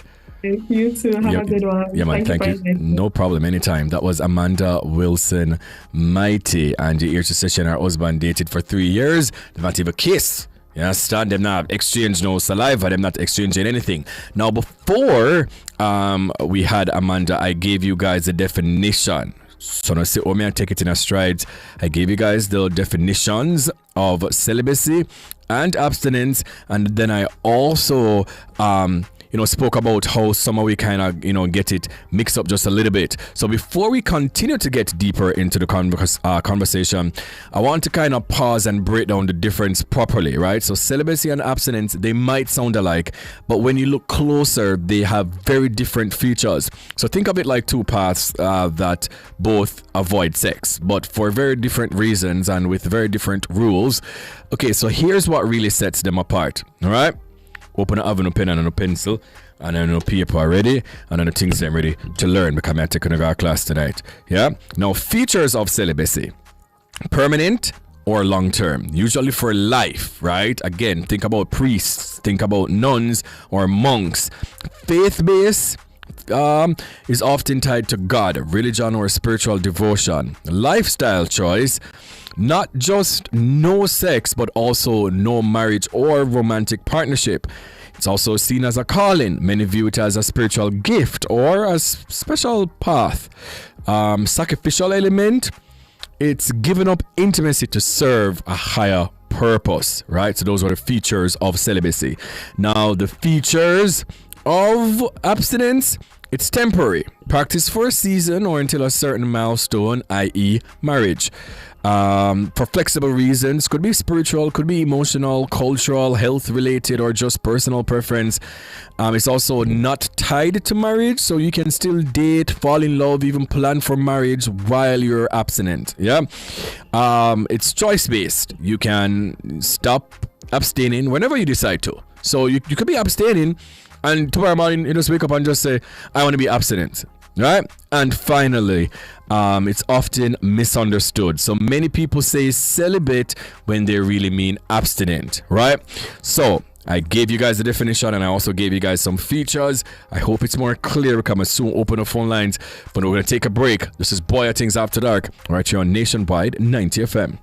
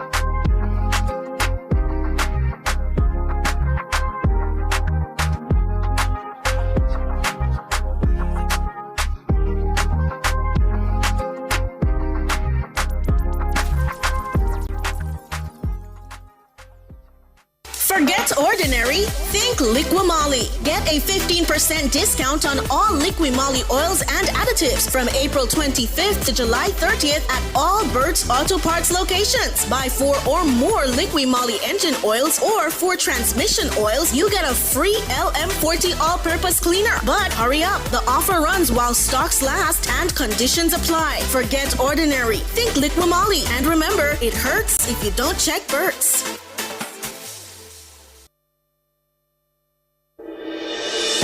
Tune in to Nationwide 90 FM, the new revolution in media. Stay ahead of the curve with our cutting-edge reporting and accurate breaking news coverage. We're having an earthquake. Oh, God. Hear it here first on Nationwide 90 FM. Tune in, turn up the volume, and listen. We bring a mix of news, entertainment, and sports to your lives. Nationwide 90 FM's live and continuous coverage of the World Championships in Budapest, Hungary. News and discussions week mornings. Coming up in the news at 6 for this morning. Entertainment in the afternoons, then news again in the evenings. Nationwide news at this hour, fired. Also tune in to the entertainment and sports shows in the nights and on the weekends. It is Bwoyatingz After Dark right here on Nationwide 90 FM. Everything is news, from current affairs and entertainment to sports, business, and other categories. Nationwide 90 FM. This is Beanie Man. Give it to them. Zaga, Zen. From every whisper to every commotion. That's rubbish. The KSAMC cannot investigate itself. Every news story unfolds here first at Nationwide 90 FM, the new revolution in media. Every sound is a story, and every story we share is news.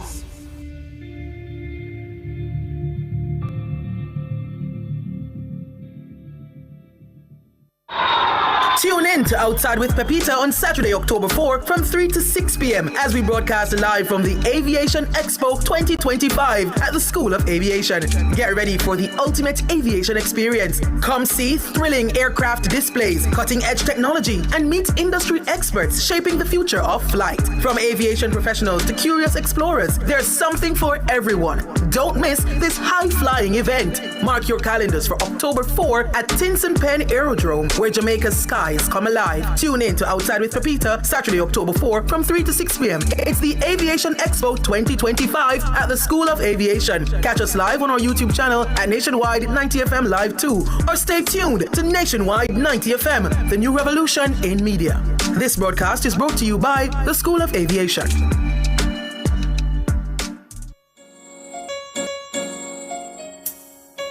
No matter what you're going through, I know that you can stand. For your life is in His hands. Listen.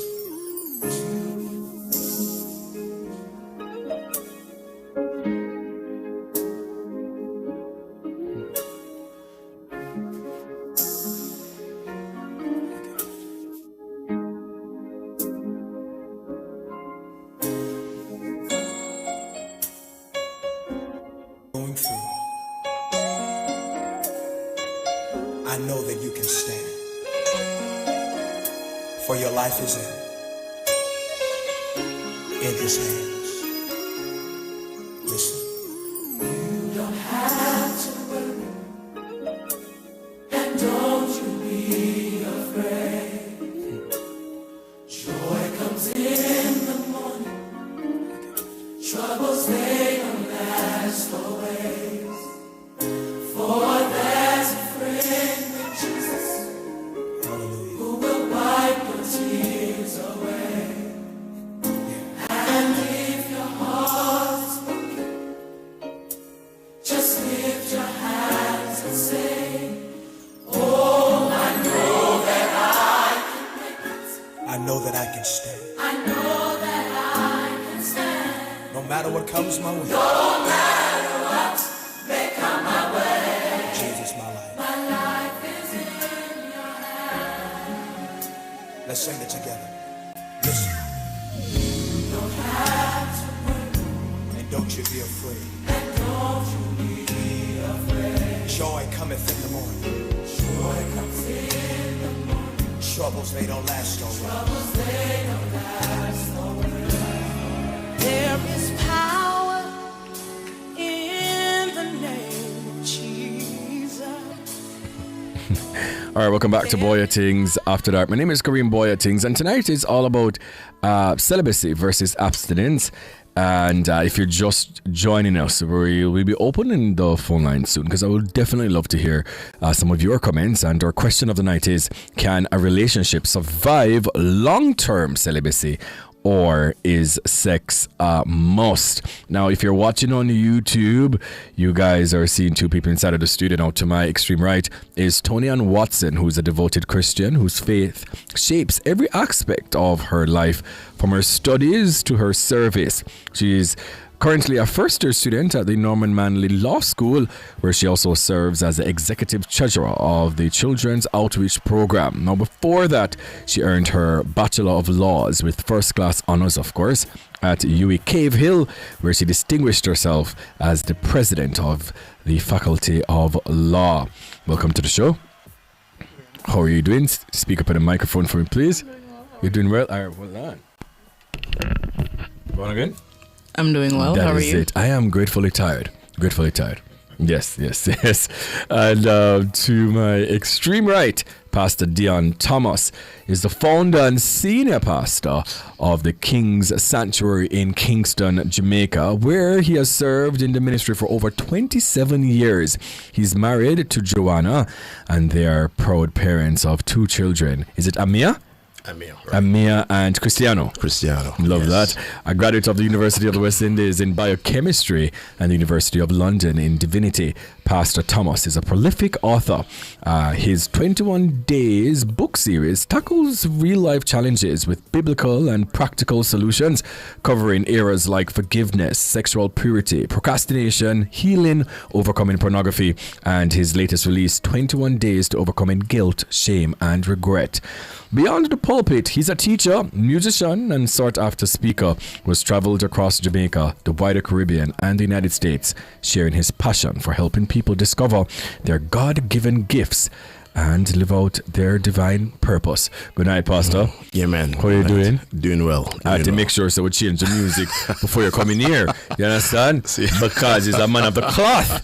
And I never wanted you to come in here. Massacre talk about some things you know that talk about earlier, Pastor. You understand?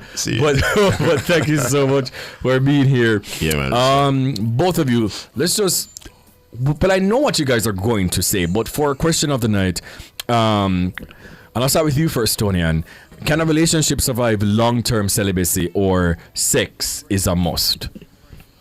It definitely can last without it. Yes. There's only one thing that can stop a relationship from working, and it's if God says no. If God says no.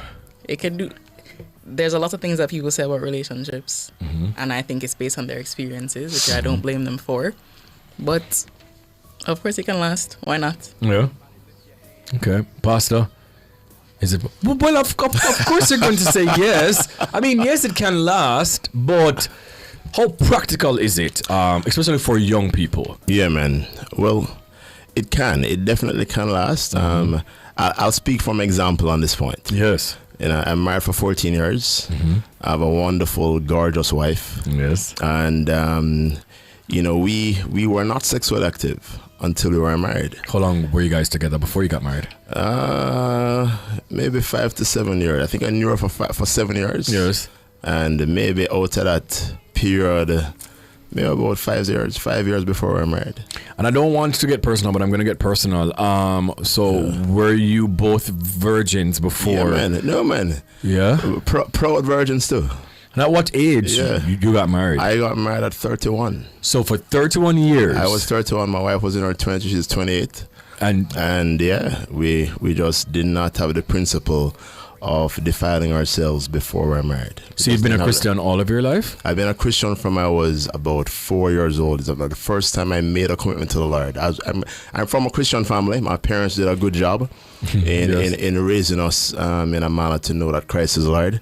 But my commitment to the Lord came when I was about 4 years old. I remember distinctly asking the Lord to come into my life when I was 4. But a serious walk, I would say, when I owned it for myself.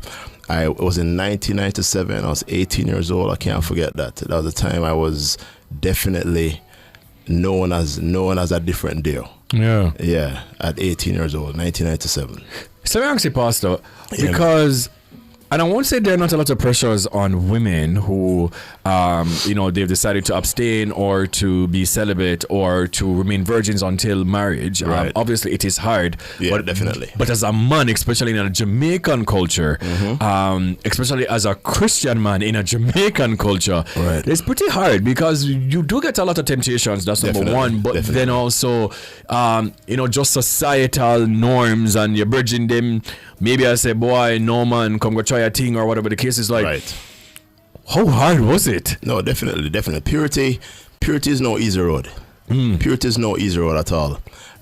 For the believer, purity is no easy road. But there's a reason. The reason for purity is important. You might want to know, how hard is it to be faithful to my wife? I'd think it is not that hard. A part of that is my love for her.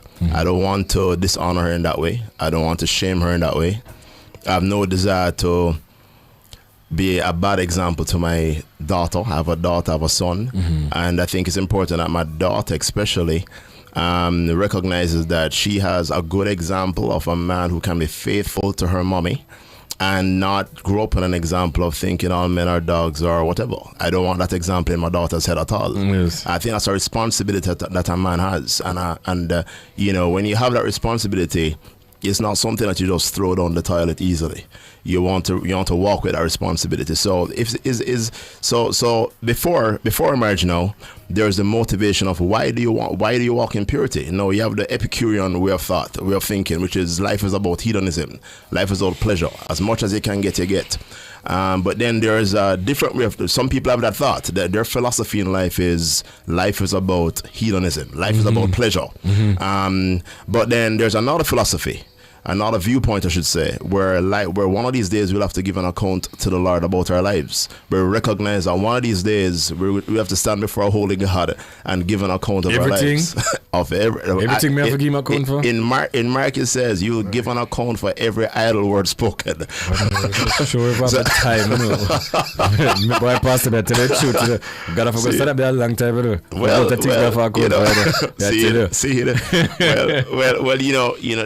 that's the beauty about our faith in Christ. You know, Yes. there's much forgiveness. Yes. When we turn from it, and I think that's the key thing about the motivating factor. Yes. The motivating factor is not just I want to say that I did it this way. The motivating factor is that I see in the Word of God that He has laid down marriage and relationships to work in a particular manner.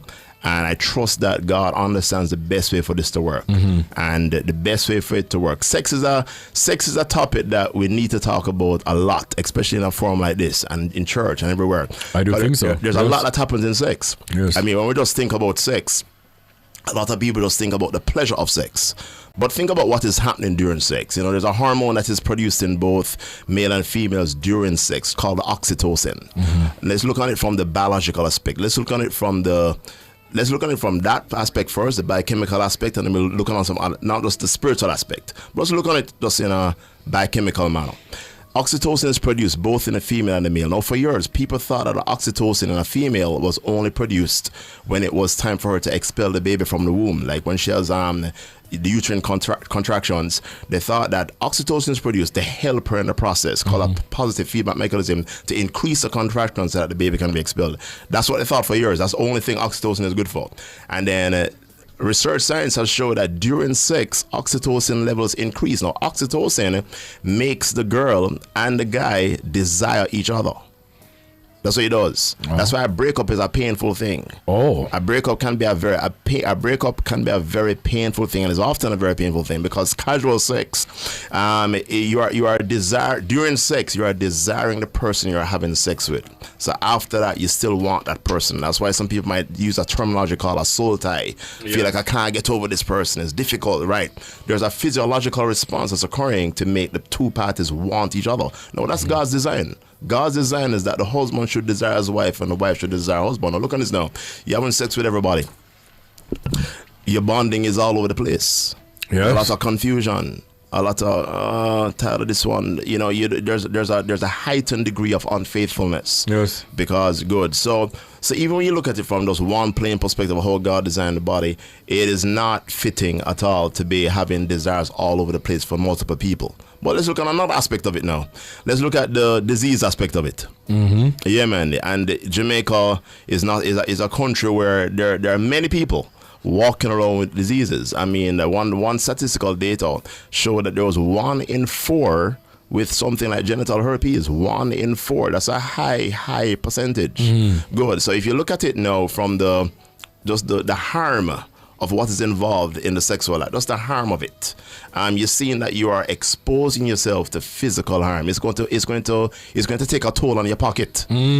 It's going to take a toll eventually financially. Yes. Yeah, because you're going to need that medication. You have to go to that doctor. Yes. Many men, because of the multiplicity of partners, when they're urinating, there's painful experiences just to pass urine. Yes. The girl can experience offensive scents. My dad is a gynecologist and obstetrician, and one of the things that guided me growing up as a young man was that gynecologists, they do very well. Yes. And one of the things in my teenage years, I can't forget this. My dad looked at me one day and said, "Deo, there are many girls who are very good looking on the outside, but inside there's a lot of mess." This is a man who has done surgery in England, Canada, Jamaica, different Caribbean countries, and he made it very clear to all of his children that in this era of gynecology, there's a lot of mess in Jamaica. So we growing up, I kind of knew not just the pleasure of the sexual act, but knew about not just the pleasure of the sexual act, but the ramifications, and that helped me. Yes. Yeah, that definitely helped me to realize this is not something to just be casual about. Yes. Now, Tony, a young lady, beautiful young lady. Thank you. All right, so first things first, like when you hear celibacy versus abstinence in your own definition, define that for me, please. My confused definition Yes. I Googled it. No problem. The same things you mentioned tonight were the same things that I stumbled upon when I heard the topic. And I said, you know what, let me not go completely unprepared. Right. So in my mind, as you mentioned before, celibacy and abstinence kind of get a little bit intertwined. Yes, a lot of persons you see on social media where I'm celibate. Yeah. I broke up with my boyfriend. I'm now celibate for lifestyle choices, whatever. Great, cool, but they really meant abstinence. Yes. And so maybe my definitions weren't too mixed up for me. Abstinence was that you're abstaining from staying something. from it until a particular thing occurs. Yes. Whereas celibacy is that long-term decision to just cool it, and maybe you might change that, but yes, you're sticking with that.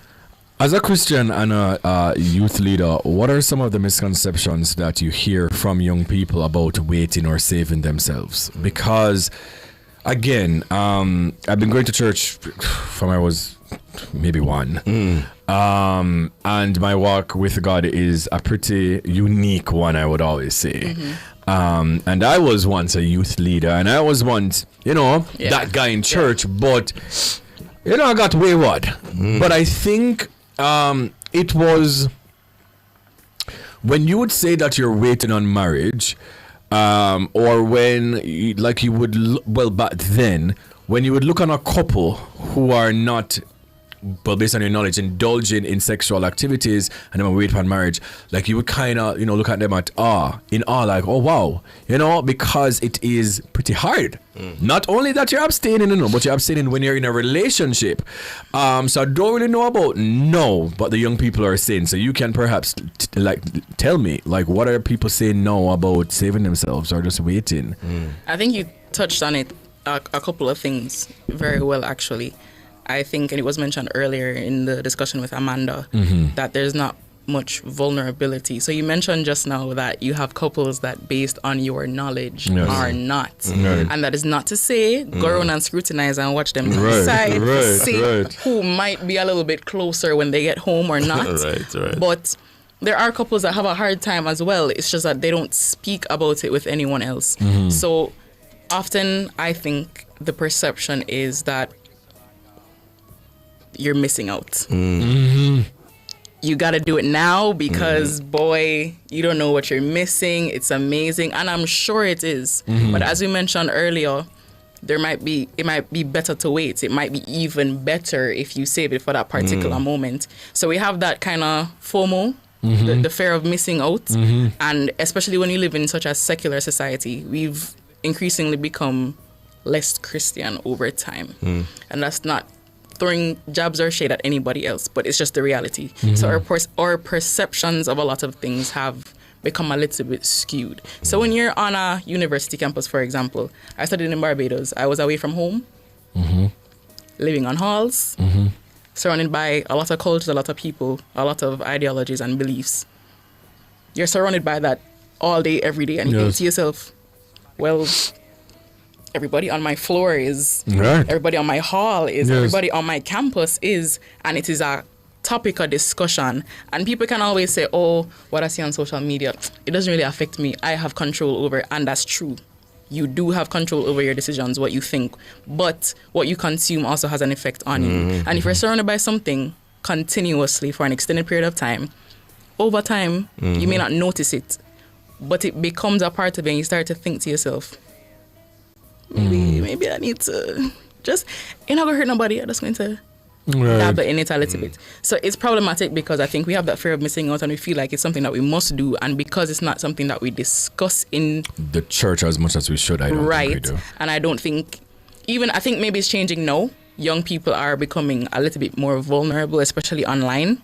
But up until a certain point, those same couples that you weren't totally sure, they may not have said, well, say, we did have to decide, so we need to take a little step back, or whatever it is that they might have been going through. And I'm glad that you touched on that. And I want to ask both of you, but for you first, Tony, have you ever been in a relationship with a Christian and he was not pressuring? I don't like to use the word pressure or forceful, but this conversation might have, been presented on the table that we could indulge? It's definitely been a conversation before, and it's funny that you brought this up because I had a conversation with a friend this summer, and I said to her, just because two people identify as Christian, it doesn't mean that they're equally yoked. two of you can claim to be Christians, but one is insistent that they're going to wait until marriage, and the other one is saying, well, I'm planning to marry you anyway. So might as well we just do it from now. It not hurt nobody, because I'm going to put a ring on it eventually. Yeah. And sometimes that's not even a discussion.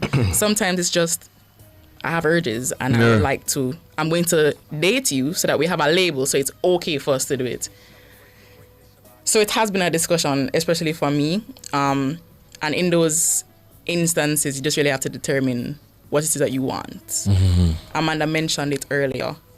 Is it that I value our relationship? Yes. Or do I value my relationship with God? My relationship with God. Yeah. And it's a really, to me, it boils down to what your baseline is. Mm-hmm. Whatever your baseline is, you're going to make any decision going off of that. Yes. So if your baseline is, I really want love, and not necessarily I want God's love, but I really want love from a man. I want to feel wanted. Mm-hmm. I want to feel like a man finds me attractive, which is not bad per se, but if that is your foundation, it's going to determine what you decide to do with everything else. Yeah. Versus, when I say God love me, He's put a value on my body that no one can take away. Yeah. And so whether or not you think that I am beautiful or not, I know that I am. Mm-hmm. And my value in this relationship is not based on how much I want to give you in a bedroom. My value comes from who I am as a person. And if you notice that, and you decide to say, you know, I want to spend the rest of my life with you, then we can get to that. How hard has it been, though, for you to keep your faith in that regard, in relationships? If we're... Obviously, it's not something on your mind every single day, but, you know, it must have, you know, been brought up in, you know, some conversation somewhere down the line. Realistically, you know, how hard has that been? And also, what did you do in situations like those? And I get into you soon, Pastor, because, I would say moderately difficult. Okay. There are challenging times and there Yes. are less challenging times. Yes. And it does take the conversation into a little bit more of a dark place when you think about women that have grown up experiencing levels of assault, for example, and that has altered, I would say, your brain chemistry, for lack of a better word. And so for some people it makes you fear some things, for some people it makes you desire other things. Yes. So I think when you put yourself in circumstances, and not necessarily just put yourself, but when you end up in circumstances, I mentioned to you earlier that I studied abroad.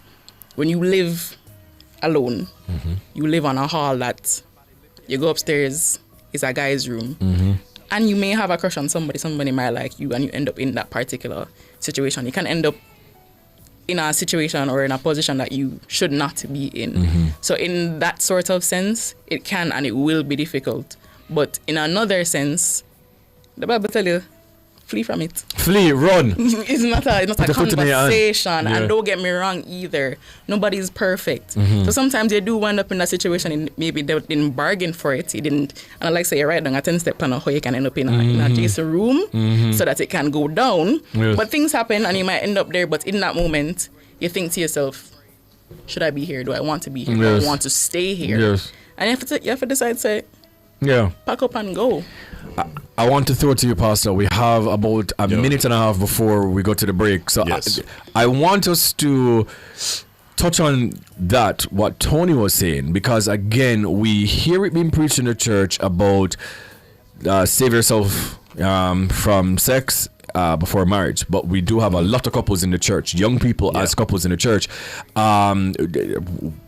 Where do we take the conversation? No, because is it that we're telling them, well, if you see yourself in this situation, it's best to do this? Like, are we counseling the young people that we see in church who are not yet married on steps to take to prevent from actually doing the act? All right. Answer that now, we're going to the break. You can say, don't fuck up on the break. But you can start from now and then we can pick it up after every break. Cool. Well, let me kind of introduce a little bit. While I was doing my studies at UA, I led a Bible study, and that grew to something that was, many lives were touched, and I was in my early 20s. I think our urges are extremely high up to now, still very high. But in that period, there are many people that were encouraged in a sexually impure relationship, and they became Christians. I want to define that for you. Might not be able to do that right now, but they left that. They left a life that was displeasing to the Lord, and they came into the saving knowledge of Christ. And I know many people today, many of my friends today, who were in sexually impure interactions in their 20s, and in their 20s, they took a stand for the Lord and got into the Word of God, were around each other. And many have a testimony, of walking continually in purity, which I think is amazing. And some of those guys I'm still friends with to this day. This is 20 years later, or even more, Yes. So do we do that in church? Yes, we do. I mean, one of the things I encourage for individuals, especially for men, I disciple a bunch of men. And my encouragement is that a guy has to learn to make up his mind quickly. You can't be fooling around as a guy. You're called to lead. And in a relationship, if you take a long time to make up your mind, if you engage, there's a way to engage a girl's heart. There's a way to pursue a woman. And it's not the way that the world pursues a woman. The world pursues a woman by saying, okay, I check you out, I make sure you're good in bed, I make sure this, that. If it don't work out, forget you. The way that a guy is ought to pursue a girl, number one, he's supposed to, there's a guy in the Word of God called Amnon. Amnon was the son of David, and Amnon wanted this girl called Tamar. No, Tamar was a beautiful girl, and Amnon had a friend named Jonadab. And Jonadab said to Amnon, pretend to be sick, lie down in bed, and when Tamar comes to check on you, you know what to do. Yes. And walk a break right so. Say the point, please. I'm beginning to say your point. All right, guys, we're going to come back, and I want you guys to, if you have any questions for any of, these two people of the cloth here with me, you guys can drop the questions. Or, if you have any responses to the topic, just go and send them in the chat right now. So when I come back from the break, I'll read some of the comments and see if it is that Pastor or Tonian can help me to break down some of the comments. You understand? This is Bwoyatingz After Dark, right here on Nationwide 90 FM. He's great and he's greatly to be praised.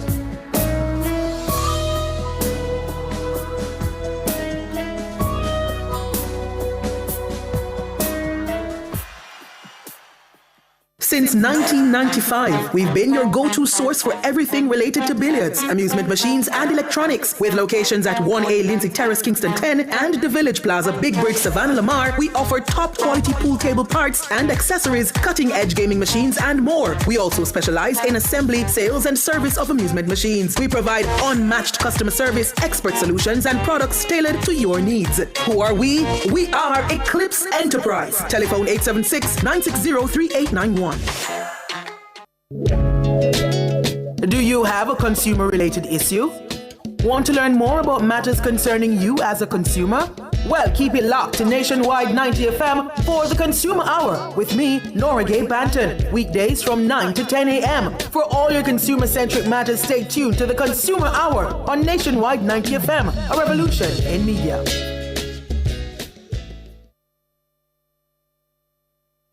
Ever wondered how to spot a scam before it drains your account? Or how Jamaica's top financial crime fighters track down the money? Join the Financial Investigations Division on Nationwide this morning, every first and third Friday at 8:20 a.m. for FID in Action, an informative, engaging feature designed to keep you and your money safe. Learn practical tips to help you spot, prevent, and report financial crimes. Understand how the FID protects the financial system. That's FID in Action, protecting you, preventing financial crime. On Nationwide this morning, every first and third Friday at 8:20 a.m. Brought to you by the Financial Investigations Division.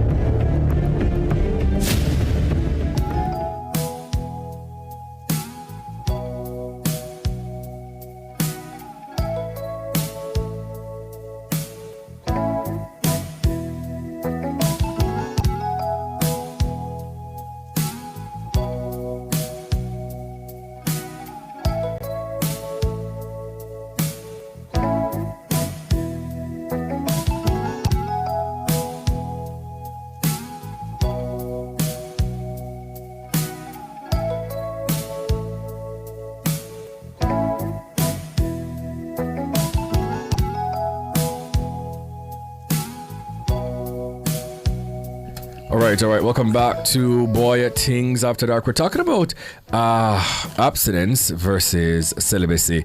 And we still have Pastor Thomas here, and also Tonian is still here with us.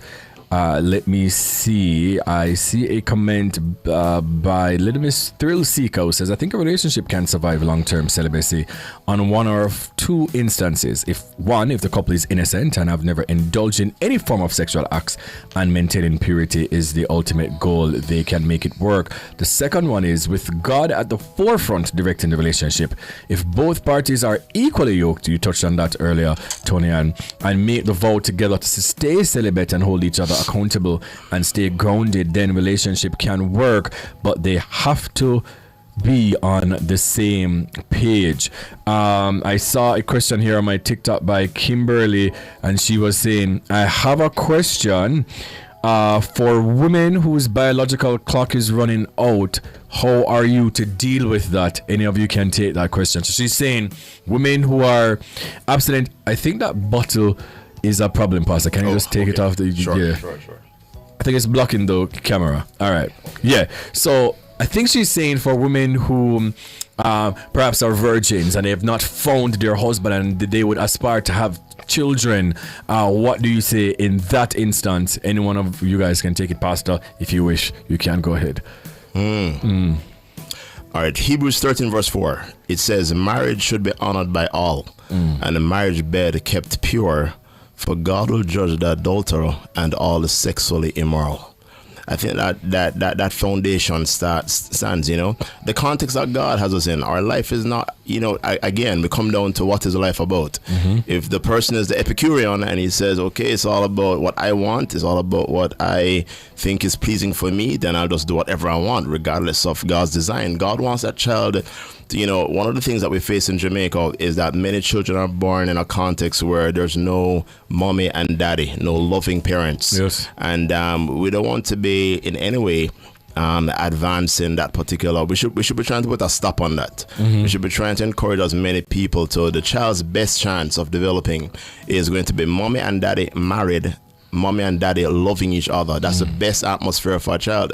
So the context that we're in is not going to produce a good result if you ever go against God's design. You won't get a good result. You can go out, you can get a result, but it will not be the result that you will be longing for. The result that will please you in the end. So I would encourage. There's no way that we could be encouraging anybody to be going against God's design because time is running out. There are a lot of things that can happen in pregnancy. Yes. A lot of things can happen in pregnancy, and who is to say that you can even get pregnant? There are a lot of things that can occur. So that really would be not a very wise path for you to go down. There are a lot of negatives that can occur, and I think that has to be considered as well. Yeah, Tony, anything from you? I think it's difficult. Yes. I think it's a perspective that can only be shared by a woman that is currently or has been in that situation where they think that their clock is running out. I think both of us are not in that place at this. You'll never be in that place because you're not a woman and I'm just not that old yet. Yes. But the fact still remains, and I understand that sometimes when we quote scripture, it sometimes comes off as insensitive. Not that anybody's trying to. Right. But honestly, it's hard as a Christian to not say, but what does the Bible say? Because really and truly, if everything that we do is grounded in the Word, we automatically go there and we're like, but God says this and so and so. But I do understand the emotions that can come with that and the helplessness coming from. But you want that love, you want that ability to have children, etc. It's a goal of yours. But Pastor was very much right. It comes down to the baseline. Yes. What is valuable to you, and it's not to say give up your hopes and dreams of becoming a mother and a wife. If it's for you, it shall be for you in due time. And if it is that you're meant to have children, no matter how long it takes, trust me, you think God cannot allow for that? I mean, come on. We've seen it all over the Bible. We have. Abraham. Yeah. Somebody, Wendy, on YouTube is saying, if we're naturally sexual beings, isn't celibacy or abstinence unnatural? Well, I wouldn't say we're sexual beings. I think we have to be careful with just defining ourselves in a one terminology, in a one term manner. It's a little myopic. I think we're beings who have sexual appetites. We're beings who have hunger appetites. We have beings who have intellectual appetites. We have beings who have many different appetites. To really define yourself in that manner as just sexual beings. Sex is a gift from God. Mm-hmm. Sex is a gift from God, but God who gave the gift has put on the context which the gift must be expressed. And that really is what we have to come down to at the end of the day. Now, we know everybody listening in is not going to be saved. Mm-hmm. Right, but you invited hopefully saved people on the set, and saved people shouldn't have any other viewpoint but a saved viewpoint. It's not a matter of being insensitive, as my sister here just said. It's really a matter of being truthful, and we don't want to leave anything like in the wrong impression in somebody's mind. At the end of the day, sex has a context to be expressed, mm-hmm. and we have seen from people's lives before and people's lives now that when that context is not entertained, the problems arise. If you look in Jamaica has a lot of problems, and one of the main problems that can be solved in Jamaica, if we could put a lot of energy there, is the family. Mm-hmm. The family is a big problem in Jamaica. So it shows that sexual immorality in Jamaica is a big issue. That affects all of us. Yes. It affects all of us. Yes. So it makes no sense just to be talking about sex, about the pleasure of it. We need to look at the whole picture of sex. Mm-hmm. Look at the whole picture of it. I remember my barber the other day, years ago, when I was in my 20s, mm-hmm. he said to me, "Dear, you're not having a youth yet." Oh, God. Yeah, man. Yeah. So he's cutting my hair from my teenage years, seeing me in my 20s, and said, "Dear, you're not having a youth yet." I remember my response to him was, "I'm not married yet." And I'm kind of looking at me confused, like, "You don't need to be married to have a youth." And I said, I do. I do. That's just what I want my kid. That's the context I want for my kids. Yes. That's the context I want for my family. And let me even speak of it on another level that most of us can relate to, especially as a black man. And blacks who are known or accepted as nothing good. Nothing mm-hmm. good will come from that. We expected to litter this country with babies. Mm-hmm. We expect to have a baby like some artists all over the Caribbean. Yes. We expect it to be a wild person. Mm-hmm. I think it must be highly encouraged that men, especially black men, where we have just been the assumption is you will not be a family man. You will not be faithful to your wife. You will just be somebody who spreads your seed far and wide and don't take care of your children. I think it's important. I think it's highly important in this day and age that we have more black examples of individuals who can really hold their ground in an exemplary manner. I think it is very important, and many men need to hear that. Yes. Many women need to hear that. On the same topic that my sister here just mentioned, I want to mention I have two wonderful sisters who have done exceptionally well. They are not married as yet, and they have no intention of defiling themselves sexually, even though their biological clock is running out. They have no intention of doing that. They will not settle for an average man when they are outstanding women. They will not do it. So I'm very familiar with many women like that who will not settle for a man, who will not be so desperate to settle for a man who is not a good fit for them. So the fact that I'm not a woman, that doesn't mean I can't identify with the struggle of somebody who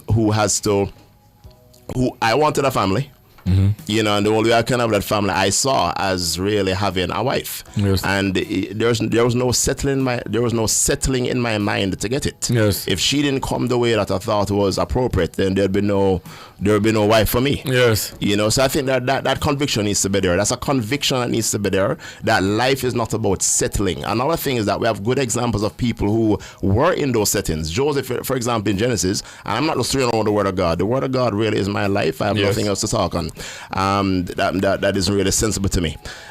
Joseph was a young man who was approached sexually by Potiphar's wife. She said, "Come to bed with me." That's a temptation for any man. For this guy never had to run it down. It was coming after him. And he said these words in Genesis 39 verse 9. And this is why the Word of God has to make sense to you. It's not something that is dead. It's alive for us today. He said as a 17-year-old, "How can I do such a wicked thing and sin against God?" He said the problem with sex, why so many people are willing to indulge in it, because they don't see it as a wicked thing. He said, how could I do such a wicked thing? No, they don't see it as a wicked thing. It's a permissible thing. It is allowed for me. If the urge and the context is right, I shall do it. But God was on his mind in such a way that he saw this as a wicked thing. You know, Joseph got married. Joseph got married later on. Joseph had Manasseh and Ephraim. Joseph did very well. But he saw as a 17-year-old, he saw this as not something to indulge in. He saw this is not for me to indulge in at all. And he saw it as a wicked thing. And I think that God still has people like that around today who say that to go against him is not something that we really want to do. And what we need to do what's my purpose in life is really encouraging as many people as I can, your thing is Bwoyatingz, to encourage as many people as I can. Hey, word. Yeah, man, you don't live your life not doing it the right way.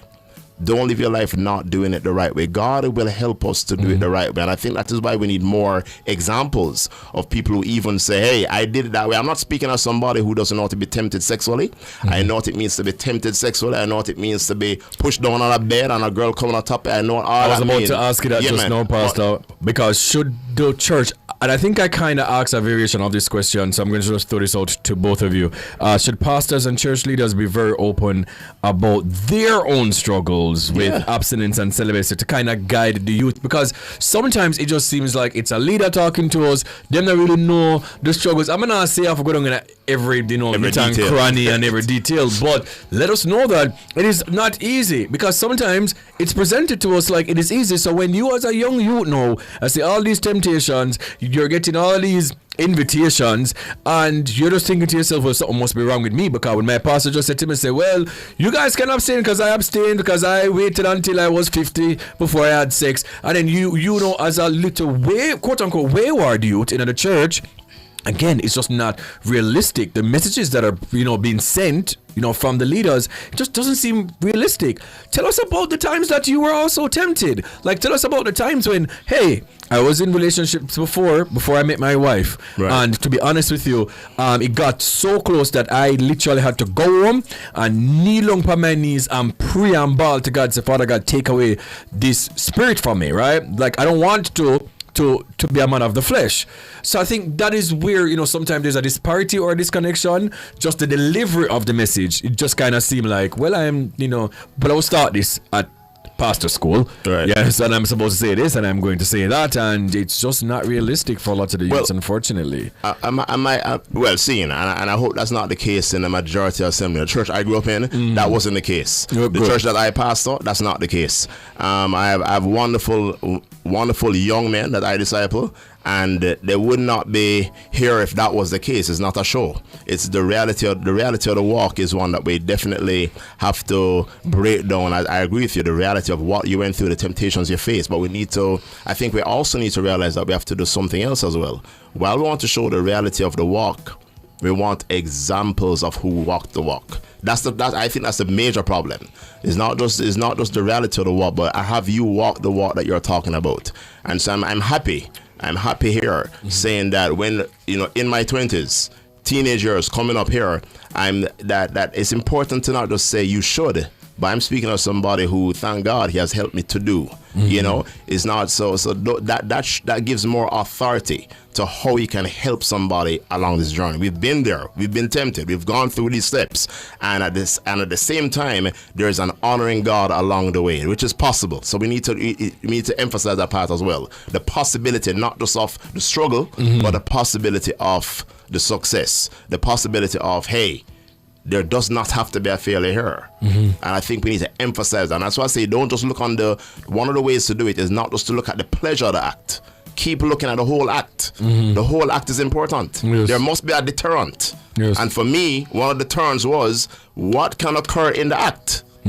If you don't have that at the forefront of your mind as well, you're going to find, there's just really pleasure. There's no deterrent. There's no negative to it. So I think that's important, to give the whole story of sex. Tony, for you? What you just said is the reason I said what I said earlier. Yes. In terms of sometimes things can come off as insensitive, even though it's not intended to be insensitive. Yes. Never get it wrong. The Word of God is so rich.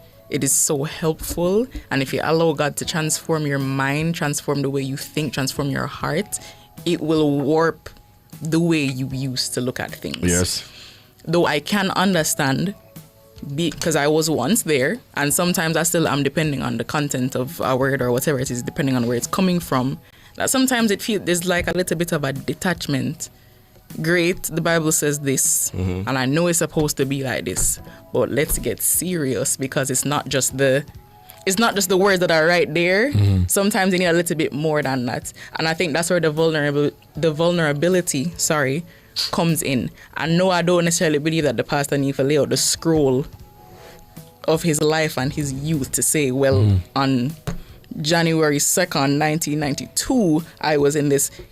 Not all of that, but even if it's not in a public forum, you stand up on the pulpit and lay out everything. Yes.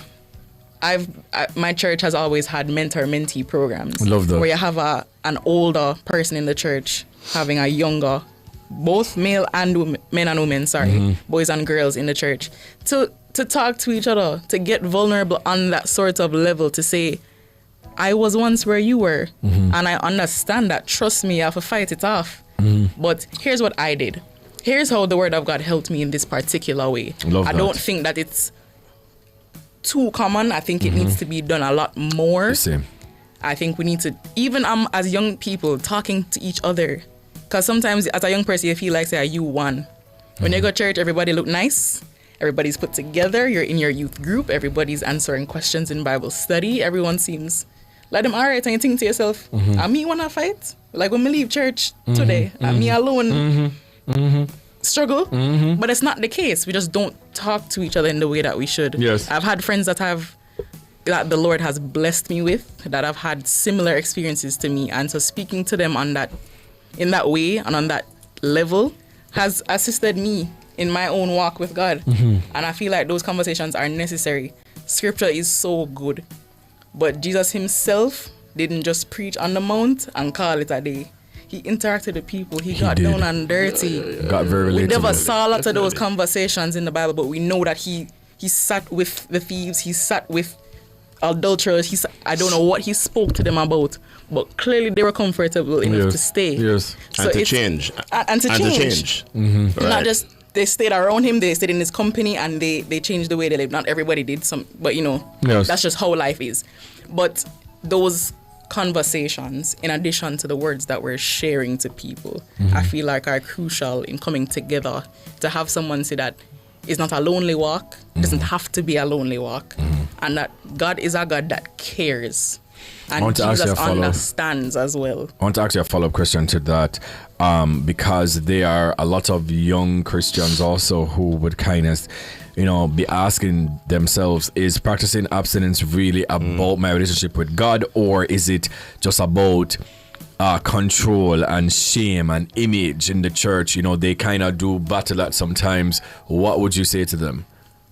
I would say I understand completely. Okay. Because I had to shake that shame thing. Being tempted is not shameful. You are human. Falling is even worse, not shameful. You are human. The Bible tells us that you were born in sin and shaped in iniquity. You're bound to fall. You are not Jesus. That is for certain. The question is what you do when you fall. The question is what you do when you notice, say, you buck up in a situation where you probably shouldn't be there and you landed yourself right there yourself. Do you stay in it and you say, well, God told me not to do it, I'm rich, so can't do nothing about that. I'm just going to sit in it and simmer. No. If you're not supposed to be there, you have to make a decision. Do you want to stay or do you want to get out? And it really is, for me personally, everyone doesn't have to share the same opinion. Is there shame in the fall? I think there can be. And I think sometimes we let ourselves get sucked up in that. Don't get me wrong. No, when I say is there shame in the fall, does a person experience shame in the fall? Of course, a lot of people do. And I have myself. Right. And that's why if it is that I love God and I'm trying my best to live by his word and to honor him in everything that I do, when I buck my toe and drop, shame I go kill me. I say, look how me I try and I put in the effort, and it's like no matter how me I do, I still end up back in the same situation. Don't get me wrong, you're gonna have those feelings, and if you love God, you're going to feel bad when you mess up. But what you gonna do? Just feel bad and leave it there? So that to me is not where I want to stay. If I mess up, we're gonna have to talk about it. Mm-hmm. God, Right. not gonna lie to you. Is the shame playing a role though? In terms of what you choose to do? Does the shame help the person? No, the in shame any way? doesn't help you. Well, That's why I say you should. I personally, to me, the shame does not help you, right, especially if you let it overcome you and you choose to not address it. Let me explain how shame helps you.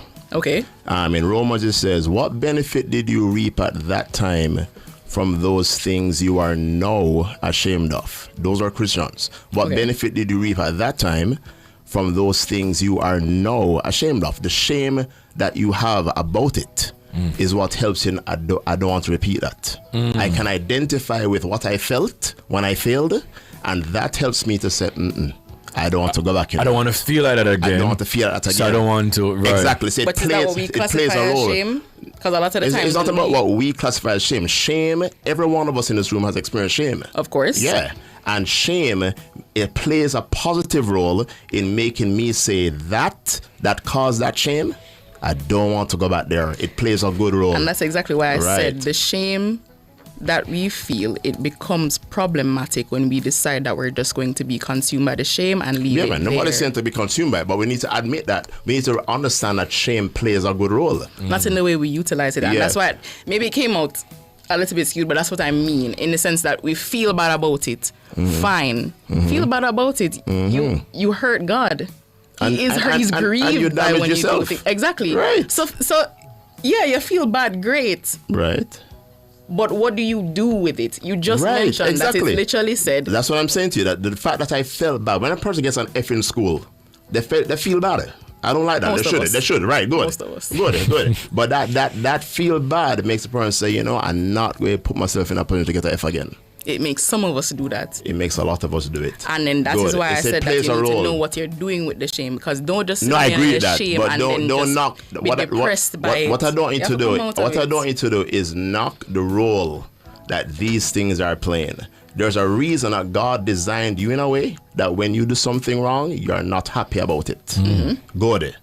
God designed you that way. Great. If you are left to yourself to be happy about it, it shows God's hands off on you. That's why when the Bible speaks about in Romans 1, it talks about people who have been given over to themselves, to shameful lusts. Right? It's talking about they have been left to themselves. There's no shame. There's no shame. So they keep indulging in worse things because there's no shame. So shame plays a role in helping us not to go back down that road. No, we don't. I agree with what you're saying. Nobody's saying to stay low down and depressed and hopeless. But don't knock the role that I didn't feel good about that. Sex plays that role. Sexual sin has a way of secular psychologists say that the shame involved in it is greater than any other thing somebody tends to commit. That's what they say. I agree, and that is exactly why I said so it plays a role in helping a person. With shame, you need to decide when you mess up and you feel bad about it, right, whether or not it's going to mean that you turn back to God and get it sorted, or if you're going to sit in it. That's what I mean. Right? It can be damning, and then if you allow really yourself have to decide. What you're doing. And you can, and a lot of us as young people, we wait. I will get stuck in it and we say, no, I can't bother. We can't bother, come do it already, and whatever the case is. I'm gonna keep on going back. Quickly though, Pastor, because it's the final question. Final question, and I know the answer to this, but for the persons that are watching or listening, and it comes off a point that you just also said, is sexual desire itself a sin? No, it's not. Or is it a God-given and only becomes sinful when acted on outside of the context? Outside of the context, yeah. Sexual desire is a gift from God. Okay, that's a good thing. Nothing is wrong with that at all. God has given us that, and so definitely that's a beautiful gift. And what God, let me stick on the point. Good, but the context that He has given again, and it will be really enjoyed in that context that He has given. There's a lot of protection within a context. So no, sexual desire, as was rightly said, to be tempted, to feel to. No, nothing is wrong in that. That is all a part of life and growing up, and there's nothing wrong with that. Okay, so my technical operator is asking if sexual desire is also lust. You lust in? No. No. Sexual lusting is looking on someone with intention of having sex with a person. So I'm looking with a sexual glance. Right. Like David looking at Bathsheba, it is a look that became a libidinous lure. It became, yeah, man, I want her for that. Okay. Because I'm seeing the person as an object to satisfy my desires. Okay. That's lust. Yes. I'm looking with desire to satisfy my desire. That's different from I have the desire for sex. Yes. Yeah. The feeling, the desire, just the want to. Yes. Yeah, and there's nothing wrong with that. What God calls, that's where this quality called self-control comes in. Self-control, that's where it comes in, right there. It's to act on the desire. No, that's where right. Obviously sinful. Acting on desire, definitely. Yes. Okay. I wish I could have continued this discussion. Both of you were fantastic, by the way. And the comments, I'm seeing a lot of people. They're interacting. Hopefully, we can do a part 2 to this. Definitely. I would love for us to do a part 2 to this because I have some pressing questions that I definitely wanted answers to. But I'll tell the people them how they can find you both on social media. Is there anything that you guys would like to promote, to plug? You can go ahead and just do so now. Tony, and you first. Well, predominantly I'm on Instagram at Tony_Amander with 4 R's. Amanda was taken, so I had to do what I had to do. I would just say look out for activities from the Children's Outreach Program. We're looking forward to raise funds and to have initiatives which benefit the children of Jamaica. Love that. And so if you see us doing a fundraiser, if you see us drop a little 5K, maybe come out and support, it's for the kids. It's for the kids. Love that. Pastor? I hide off social media. Okay. But a lot of my material is out there for those who are interested in walking in purity. There's 21 days of sexual purity. Or for those who have failed on the purity journey, there's 21 days to overcoming guilt, shame, and regret, all on Amazon. And you can feel free to check out that literature. If that is something that you're struggling with. And there's also for the men, I want to make sure I mention this one, pornography. We should do a talk on that particular one. That'd be a big one. Trust me. That I think would be very beneficial. And there's also 21 days to overcoming the stronghold of pornography. And I think many men will benefit from that. And how can they find that? On Amazon? All on Amazon. Okay. Amen. No problem. Well, Pastor Thomas, Tony, and Watson, thank you guys so much. We're going to definitely do this again. We're going to take a break, guys. It's all about celibacy and abstinence. If you guys want to call in, you guys can also remember, once again, the topic of the night is can a relationship survive long-term celibacy, or is sex a must? You see the sinners, them soon responses on social media. You see the Christian people tell me say it's possible, okay? I'm going to take a break. This is Bwoyatingz After Dark right here on Nationwide 90 FM.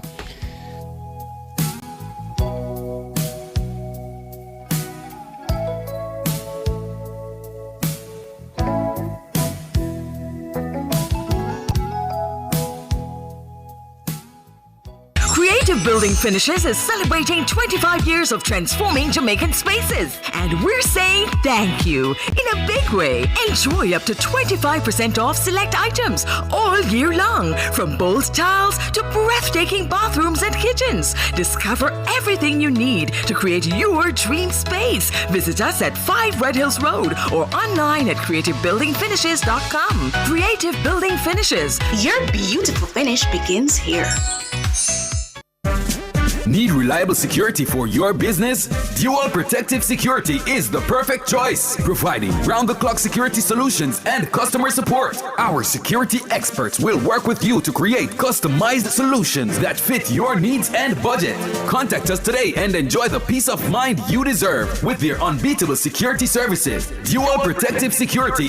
Call 876-676-6987 or 876-415-4564. As we grow older, there are many challenges that we have to confront, but these years can represent the best in our lives. Coming of Age during Nationwide This Morning on Thursdays explores issues persons 50 and over confront. It also provides expert opinions on how we can improve the quality of our lives as we get older. That's Coming of Age, this and every Thursday during Nationwide This Morning at 6:51 a.m. What's everyone talking about? It's Front Page in This Morning. Get the issue of the day this and every weekday morning at 7:20 a.m. on Front Page. This Morning, morning radio the right way. Front Page is brought to you by ABC Electrical for a better choice in the electrical business. Sure is hot out here. No.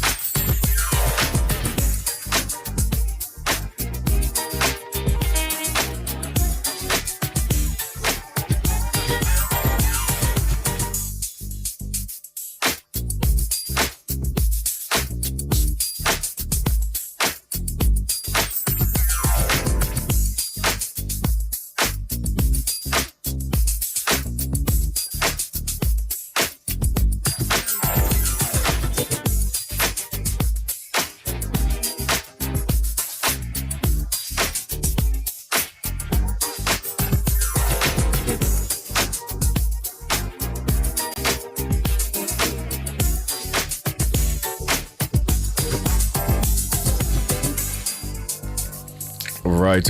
Welcome back to Bwoyatingz After Dark. Yes, it's all about celibacy and abstinence. Wow, the word got out of me a while ago. Right, and if you're watching on YouTube, no, they're not here to talk about celibacy and abstinence, but we can, because I'm going to ask them just a quick question about it. They're not strangers to the show. You have Jermaine Blake, who is the new national director, and all these things. Miss Global Jamaica. Yes, Blair. Blair. Did I say Blake? Yes, sir. You know, Sir Pastor. No. But anyways, Blair is here and Carrie Ann Greenwood. Good night. Good night, Curry. How are you guys? Great. Good. Thanks for having me good. again.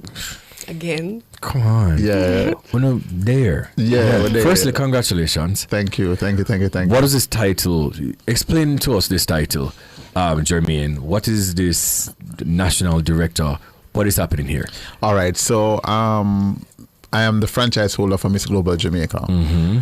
So right now, it means therefore that I'll be in charge of the franchise here in Jamaica. Everything that has to do with Miss Global Jamaica or representation for Miss Global Jamaica will fall under my management, under my leadership. And where the pageant goes, where the franchise goes here in Jamaica, that will be my responsibility.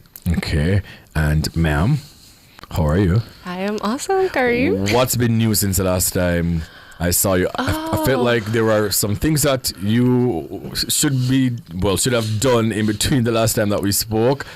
Anything new? What's been happening with you? You've been busy. Yeah, I think since the last time we spoke, I met Favor Williams. I met the Prime Minister of Jamaica, Dr. Andrew Holness. I have been doing a few interviews. I did an interview with Suzette Buchanan. She's the CEO of Bellevue. So we did a show for her series on TVJ. You guys should check that out, by the way. And currently, we are in the process of planning Miss Global Jamaica. So I'll be handing over my crown. Oh, no. Not looking forward to it. I don't like that. You know, we're doing a few charities and stuff, so you can look out for that in the making. Sometime in December. So we'll talk about that later. Now, the first runner-up at Miss Global 2025, obviously, Jamaica's highest placement in an international pageant since 2019. You've made Jamaica proud, you know, and I've said this to you before. But after you've handed over the crown, unfortunately, you have to forever. What's next for you, do you think?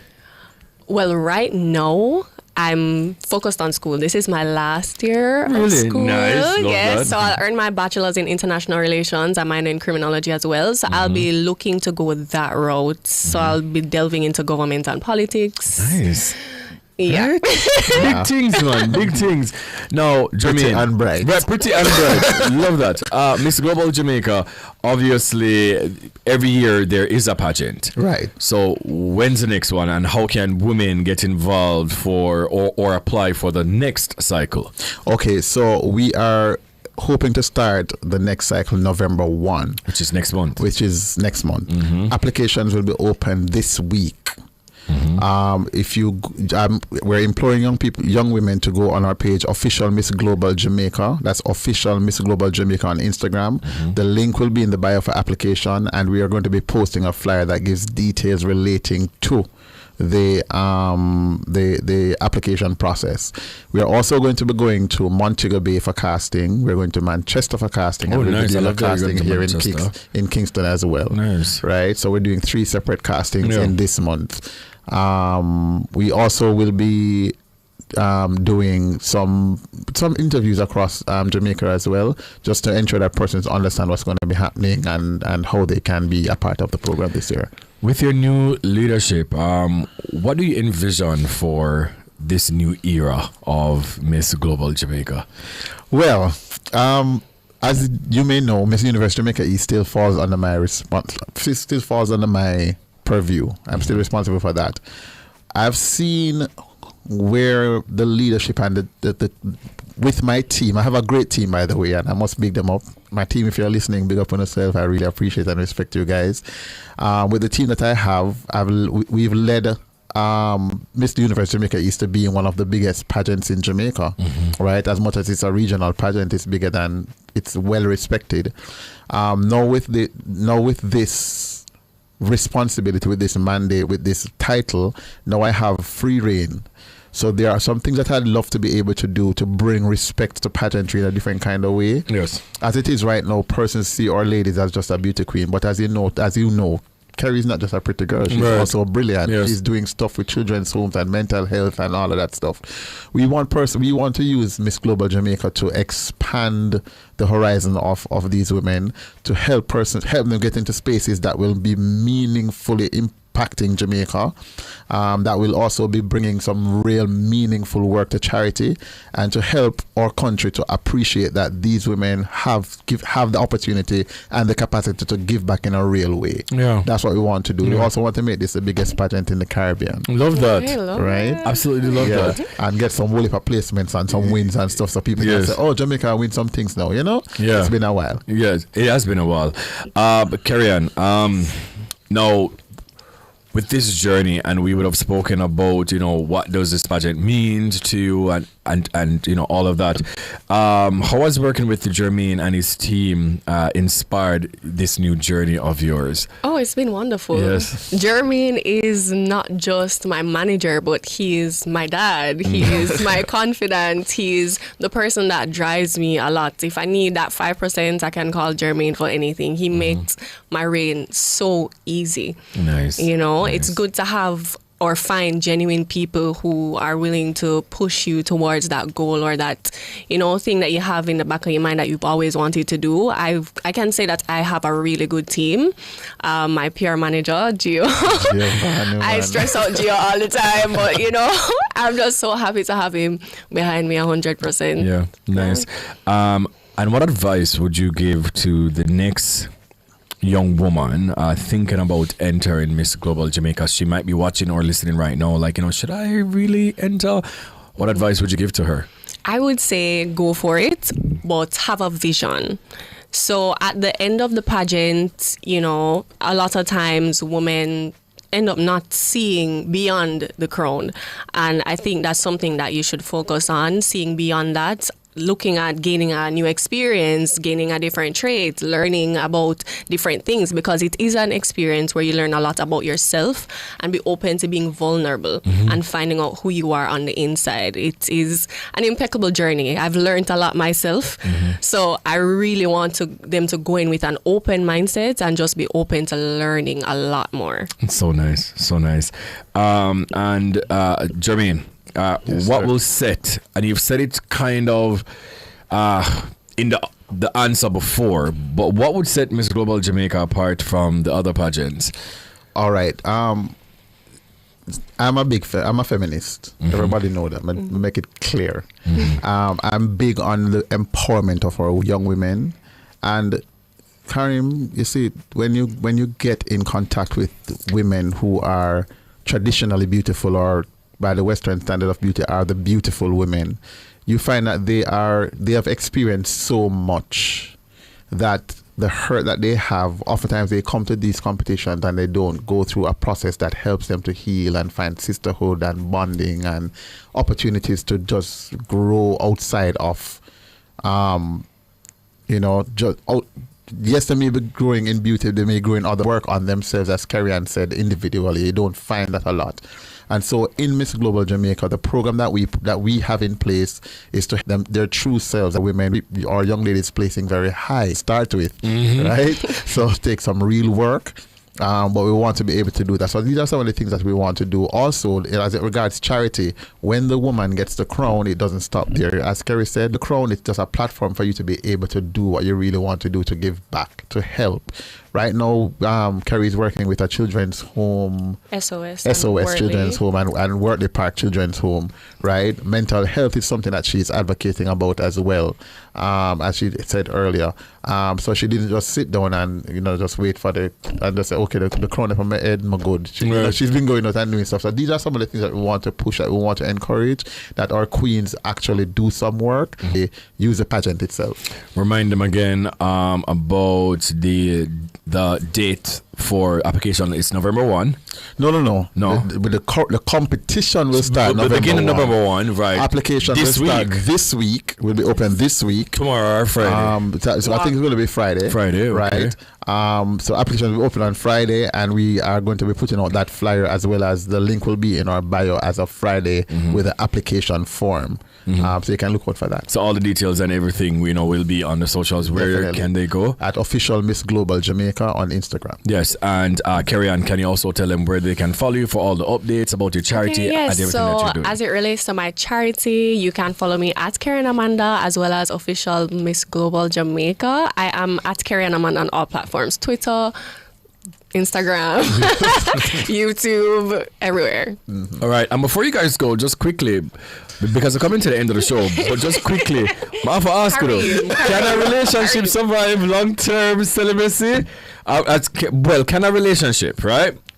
People let us say, I'm going to give a number. So 3 years. They're together 3 years. Do you think you guys can be in a 3-year relationship without any form of intimacy? Before we start, or after, like the dating in the entire duration. Sorry to leave you to answer that one.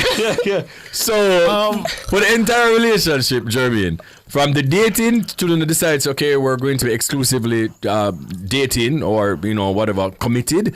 Do you think it can last 3 years without any? It can happen. It takes discipline and. But can you? Carrie, we'll tell you. It wouldn't be an easy task, to be honest. Yes. When I was much younger, I was able to hold out for an extended period of time, and was able to abide by the rules of the church and the laws of the Bible and stuff like that. Now, when you're exposed to it, it's a different kind of thing, right? When you're inexposed, yes, the urges are there, the feelings are there, you're burning and all of that, but at least, you can. It's not as overwhelming as when you have tasted and seen that the things are good. So now that you taste and see the good things, the experience is always going to be in the back of your mind. So to hold out for 3 years can be a challenge, but it's possible. It's possible. I agree. Good, Carrie Ann. Good.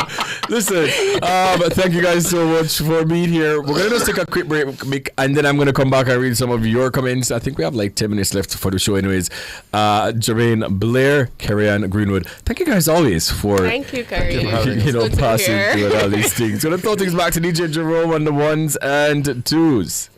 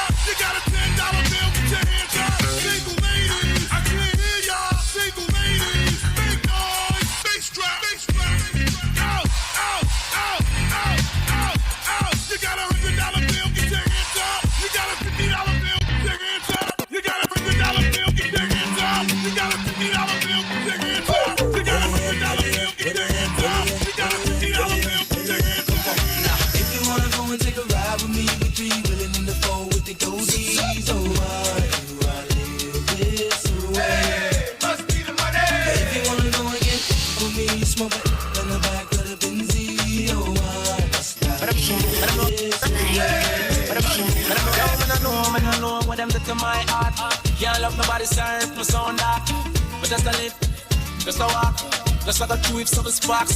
My fan from another beginning, my shut ups. Never know a man you did that look, you should have talk. All right. We're in the final furlong. You understand? We have 9 minutes left for the show, and I decided that I wanted to read some of your comments. So I see on YouTube. Once again, the question of the night is: can a relationship survive long-term celibacy, or sex is a must? You guys use hashtag quickly. Just drop your comments on Twitter, and also if you're on my TikTok right now, just drop the comments quickly as possible. If you've dropped some comments on YouTube, obviously some of them gone, so just drop them as quickly as possible because I would love to read some of them. Andrea Henry says, in today's peer pressured society, the constant social media influences or youth are affected by such pressure to be sexual, although parents and church may put guardrails in place to abstain from sex. Well said, Andrea Henry. Majestic Gabby says, mind over matter. True. Once there's an experience, it becomes more difficult. That is so true. Once you already start, it's going to be so hard for you to stop. Jerome, how long you think you can be in a relationship for without having sex? Like, not for say, uno pause having sex and like, uno never have sex yet. How long you think you can abstain from being with somebody? A week? Jerome, fix the microphone and please, and tag us, say people them can hear. Yeah, man. I not hear you, no. Yeah, man. Please and thank you. You have plug it out, you hear? Yeah. Yeah, man. Check. Yeah, man, see that no more, boy. Yes. Yeah, man. What you saying, bro? How long you willing to not have sex for? A week. Yeah. So what if the girl tell you, say, you're going to have to wait 6 months? Oh, I'm going to say, baby, but I'm wait 6 months or tomorrow is the same. Mighty God, Shane upon TikTok, dirty Shane. About 3 business days. 3 business days is crazy. Shane, it gets to a point, you know. It gets to a point, okay? 3 business days is crazy. It is. Well, Annalisa Rodriguez says, I appreciate this one. Karim, been longing for a discussion of this nature for our young people who are looking for encouragement in their decisions to abstain or be celibate. Yeah, man, I try to do my best part. You understand me? But thank you so much, and I'm glad that you enjoyed. There were some comments in them, but all of them pass and gone. Okay, somebody says to each their own, they're human beings. Okay, Majestic Gabby Feast, to each their own, they're humans living without certain restrictions that man has placed. Sexual innocence for reproduction. Let me see if we can jump over X real quick. I am Kyle Lorenzo is saying definitely need a part 2. Okay. Zoya on X is saying a relationship can't serve it. Man has nature and woman has the need of being held. If y'all can start hold it from each other, y'all open cracks and then the battery nearly ready to know. Maya, please Maya. Mikhail says, while sex can be an important aspect of many relationships, it's not the only factor. With strong communication, emotional connection, and mutual understanding, some relationships can thrive without sexual intimacy. Shane, I'm going to say, why must we wait 6 months? A J1 program, me I go upon. Shane? No. Me I go pray for you tonight. Yeah, Tonight. May I pray for you tonight. Oh yeah, man! Tonight. Me I go pray for you. And let me just read, especially to Shane, quickly some benefits of celibacy. Deepened intimacy with God, full focus on spiritual growth and purpose. Greater clarity in decision making without sexual distractions. Number 3, freedom from certain emotional entanglements and heartbreak. Number 4, ability to devote more time and energy to ministry, service, or personal calling. Number 5, demonstrates obedience and discipline, strengthening faith. And also some benefits of abstinence. Keeps the relationship God-centered by waiting until marriage. Protects against unwanted pregnancy and sexually transmitted infections. Number 3, builds stronger emotional and spiritual bonds without physical pressure.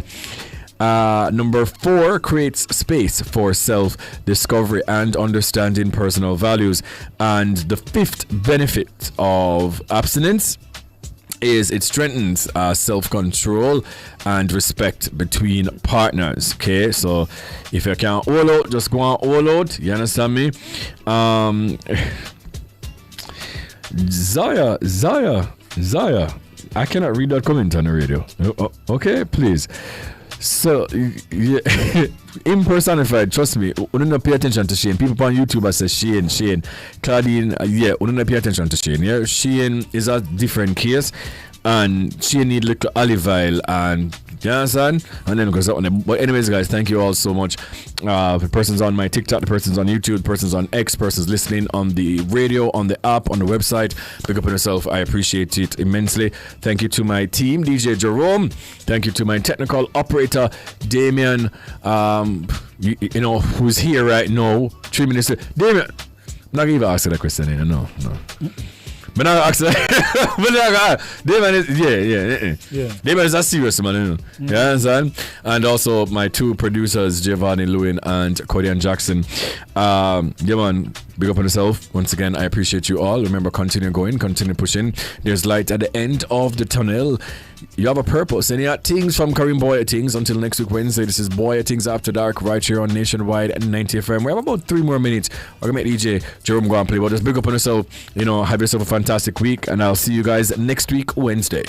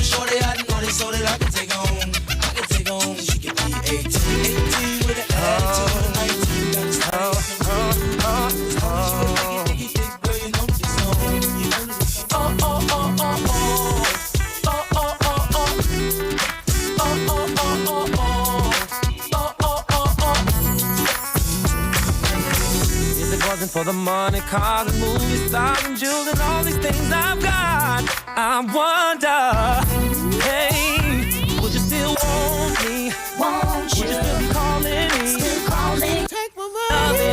I've been loving you. Well, I keep the fly, no.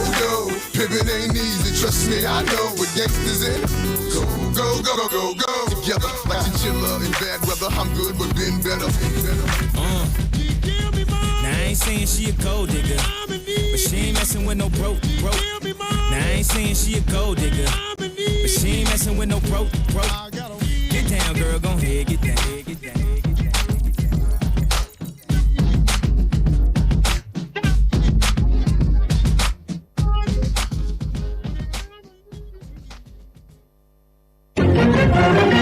I'm Vaughn Davis with the JIS Evening News for Wednesday, October 1. Coming up, BOJ maintains policy interest rate at 5.75%.